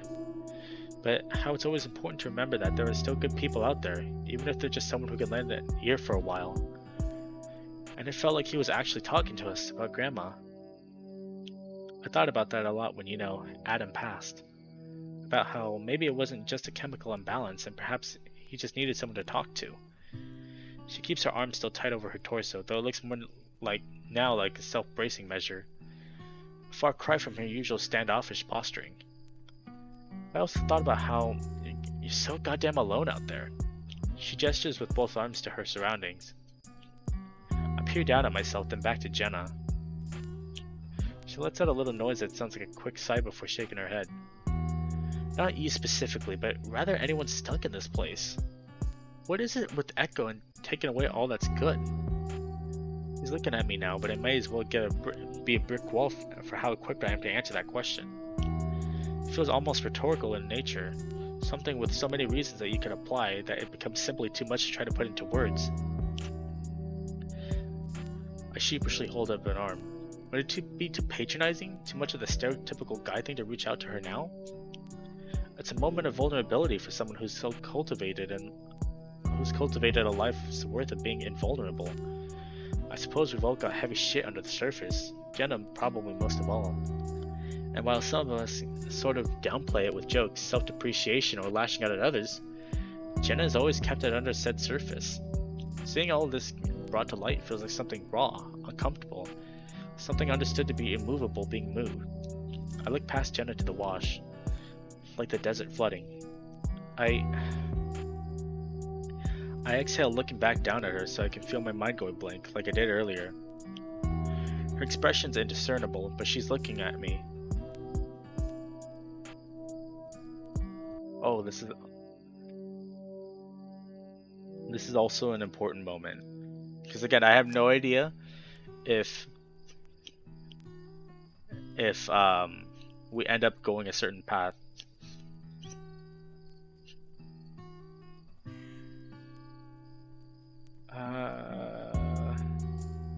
Let's see, this town breaks people. I know what you mean. I've kind of always had this feeling that there's just something about this town that sucks all the hope out of people. I mean, you can point to the environment, the drugs, the history, or even just the sheer desolation of it all. But whatever it is, it all adds up to churning out crazy old people and messed up kids. Are you saying we got lucky, or are just as sorry as the rest? We're not as bad, that's for sure. And I do think that I kind of have you to thank for that in some part. My voice cracks and I try to cover it with a cough. Smooth. Thank you, Chase. Jenna smiles lightly. And I agree. That's why after this week I'm never coming back here. In fact, as soon as we find Carl, I prefer to leave. I nod. That's fair. I guess I have to ask, what made you think of this? I mean, the story about your grandmother. Was it just talking about the tech stuff in the reservation? Jenna ponders this question for a moment, looking a bit more like her usual self. However, there's still a slight unnerved tinge to her, like her tail has an extra bit of bristle to it. I suppose that's what got me thinking about her. Though I started thinking about all this earlier. Oh? Up ahead, the screen door on the side of Duke's house flings open. A familiar ash-colored figure peeks out, and attention focused on us. What are you two doing? He calls out to us, having to shout since we're nearly 3 properties down. At Puebla, I'd cringe at the idea of someone shouting at us this late in a neighborhood. However, most of these houses are long since abandoned. Jenna and I exchange a look before making our way closer to respond. The lanky weasel is certainly looking rougher around the edges than I remember, the old man taking slow steps into his overgrown front yard. Of course he's got his gun on him, his paw gingerly clutching it while the other brandishes a cigarette. Or at least, I think it's a cigarette. Real late for a stroll, he mumbles. Duke, hi, good morning. It's Jenna. Is that Chase with you? I hold up my paw and wave. Hi. It is.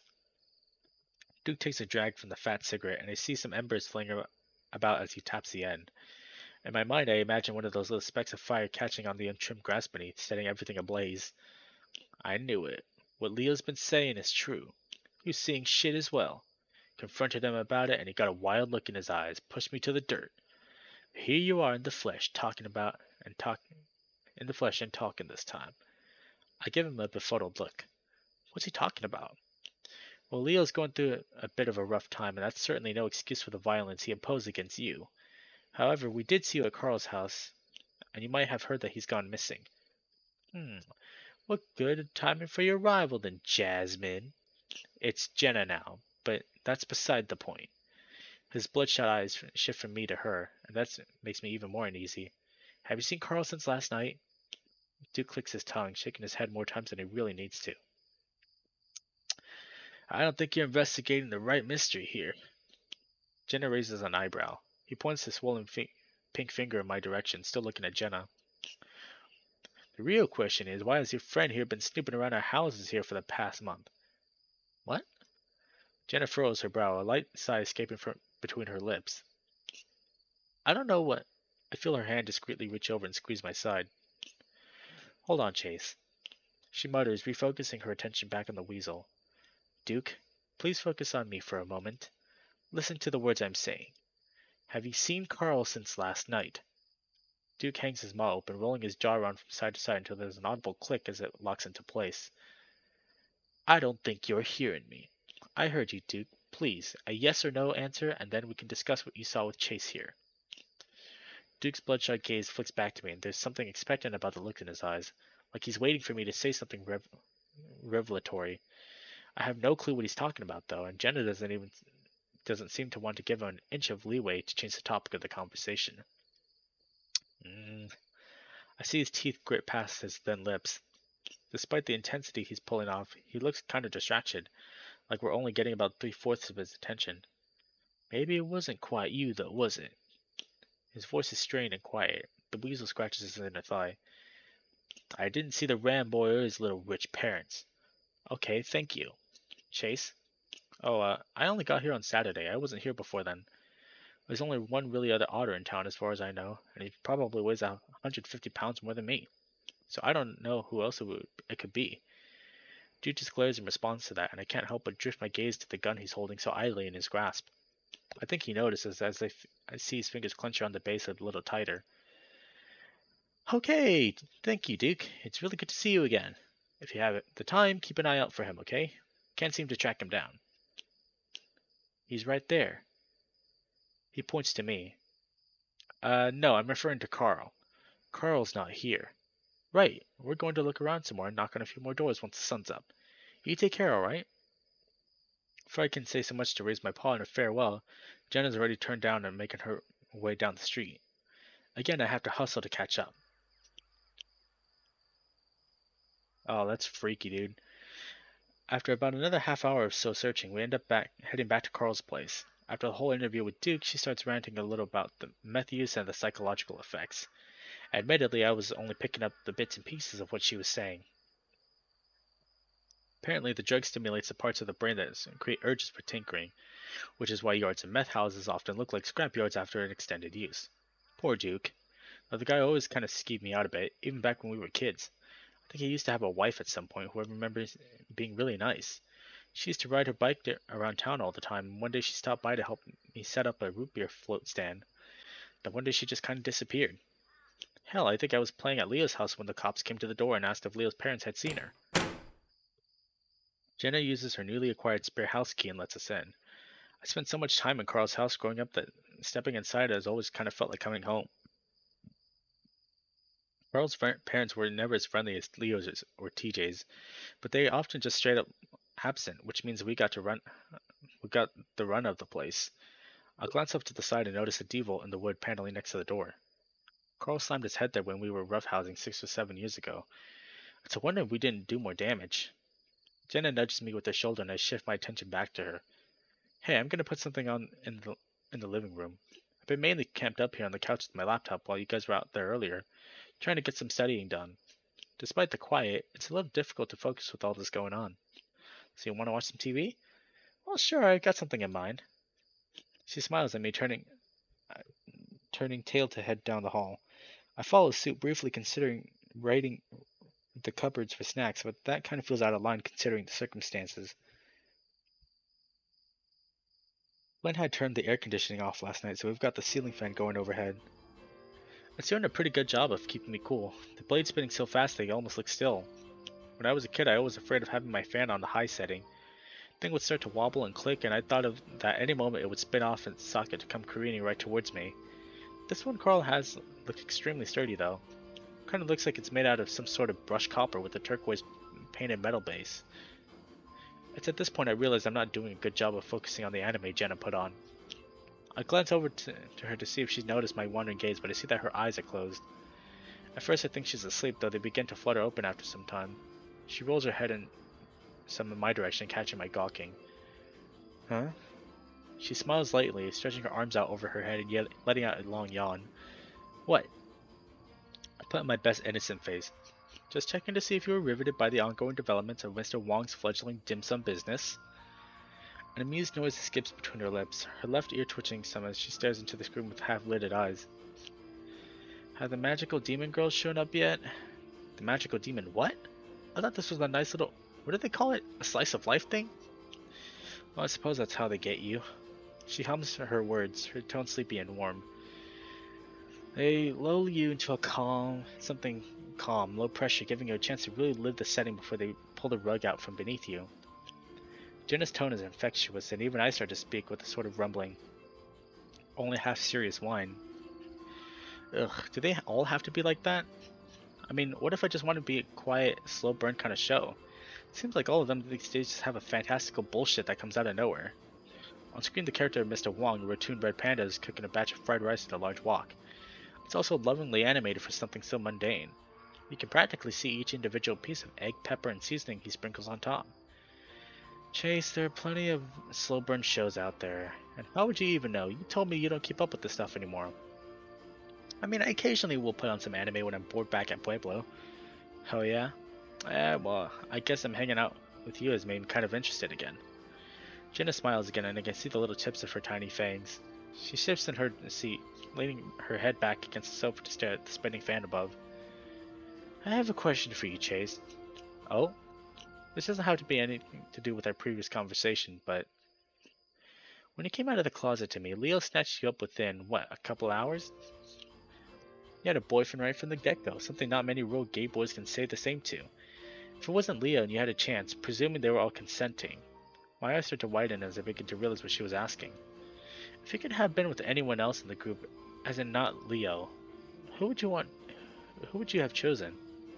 I reminded of Flynn's word at the river about viewing the reunion as a chance to pick up and choose with who I always wanted to sleep with. The question is so out of left field that it must have been something that had been on Jenna's mind for a while. But why? Give me a second with that one, alright? Oh god, do we have to choose? I promptly pushed myself to my feet and immediately feel my ass tingle. I guess I've been sitting on my tail again without even noticing. I'm gonna make some coffee. Do you want any? Decaf, please. I'd actually like to get some sleep soon. That's probably a good idea. The idea of searching all day only came out a few hours of rest is sounding less and less appealing the more I think about it. I make my way back to the kitchen and begin cleaning out the filter, Leo having left most of the stuff still running from earlier. So what's your answer? I looked to the living room, seeing Jenna with her arms crossed over the back of the sofa, peeping at me with her chin on her wrists. Refocusing on the coffee, it appears only the decaf flavor they have is birthday cake? I examine the little container, spinning around it in my fingers. It's got a picture of a bright blue cake in it with sprinkles everywhere. Jenna, I'm not sure you're gonna want the flavor they got. Huh? Show me. I hold up the mini container, about to walk to the living room when she speaks. Birthday cake? That's an interesting ice cream flavor, but a coffee? You can see that from all the way back here? In the dark? Jenna rolls her eyes. I'm a fox, Chase. You can probably see that neon blue cake picture from back there, too. So are we nixing the coffee idea? Your stalling tactic? I shrug, nonchalantly try to rub the circulation back into my tail. I'll try it. Could be good. Really? Hey, I like sweet things sometimes. But as you were saying? I said, setting up the coffee maker with a special delectable infusion blend.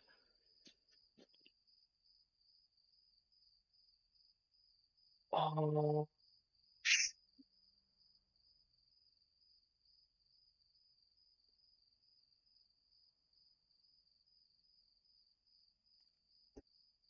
Oh god, that's a hard decision.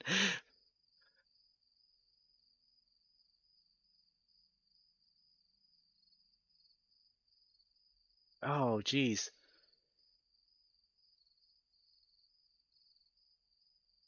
I mean I would have to go with TJ, but at the same time, like he isn't into that.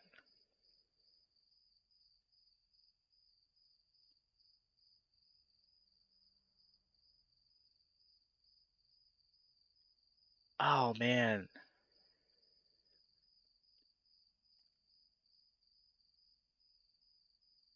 that's a hard decision.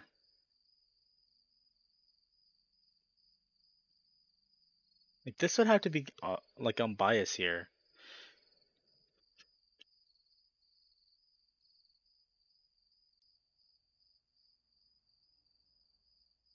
You know what? Fuck it. We'll just say TJ. Jenna lets out a humor noise.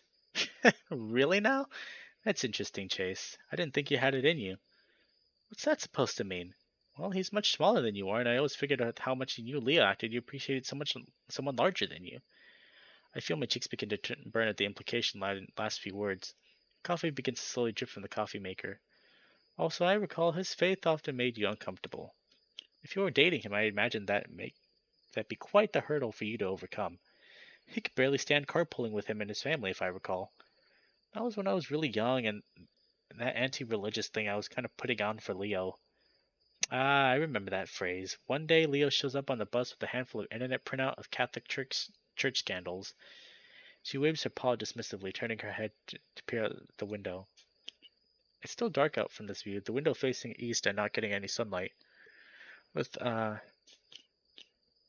regardless of what you said before, this may sound cliche, but size doesn't really matter to me. TJ's just really cute. Being around him just makes me smile, and that's the sort of energy I guess you could really use. Jenna looks back, lifting her head enough to give me a respectful nod. That's very sweet, Chase. TJ messaged me a fair amount last week about being excited to spend time with you again. He really does like you. She pauses. Though perhaps not the same perhaps not to the same respect of what you're wanting. Wanting hypothetically. Of course. For a couple kind of awkward minutes, the coffee is finally ready. The sun has started to peek through and paint the previously dark violet sky with more orangey hues, blue beyond the horizon. Orange sunrises are kind of rare around here, so there must have been a dust storm or a hard rain somewhere down eastward. Jenna and I slump back into the nice leather sofas and lull our eyes, sipping at the abrasively sugary coffee. I'm not too keen on the stuff, but Jenna seems to be warming up to it. She mumbles something about it, reminding her of her birthday parties at Leo's. I'm only half paying attention, and as I lie back into the rest of my head on one of Carl's silken throw pillows, everything just kind of fades away. Oh, here we go. We're back here.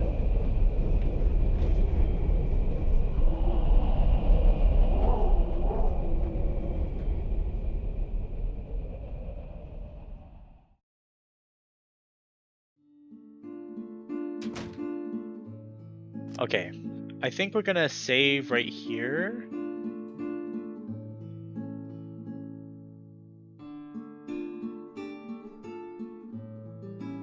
Yeah, we're gonna save right here.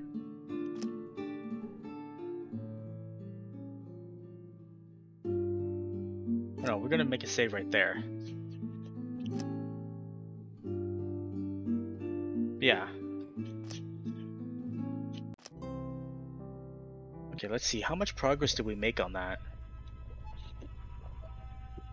So we have 3 extra scenes with Jenna here. Yeah, this was the thing. This was Jenna right here.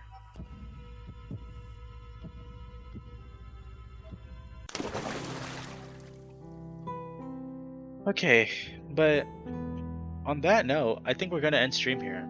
I don't think we're gonna raid anyone tonight just because it's so late. But thanks so much for tuning in.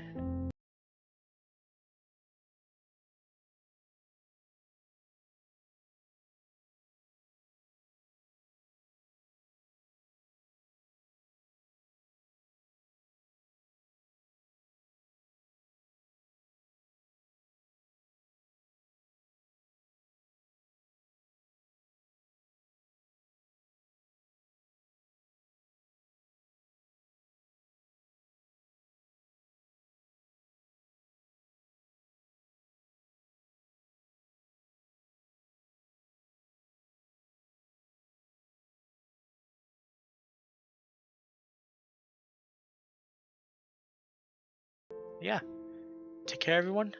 I'll see you soon. Have a good night. Bye bye.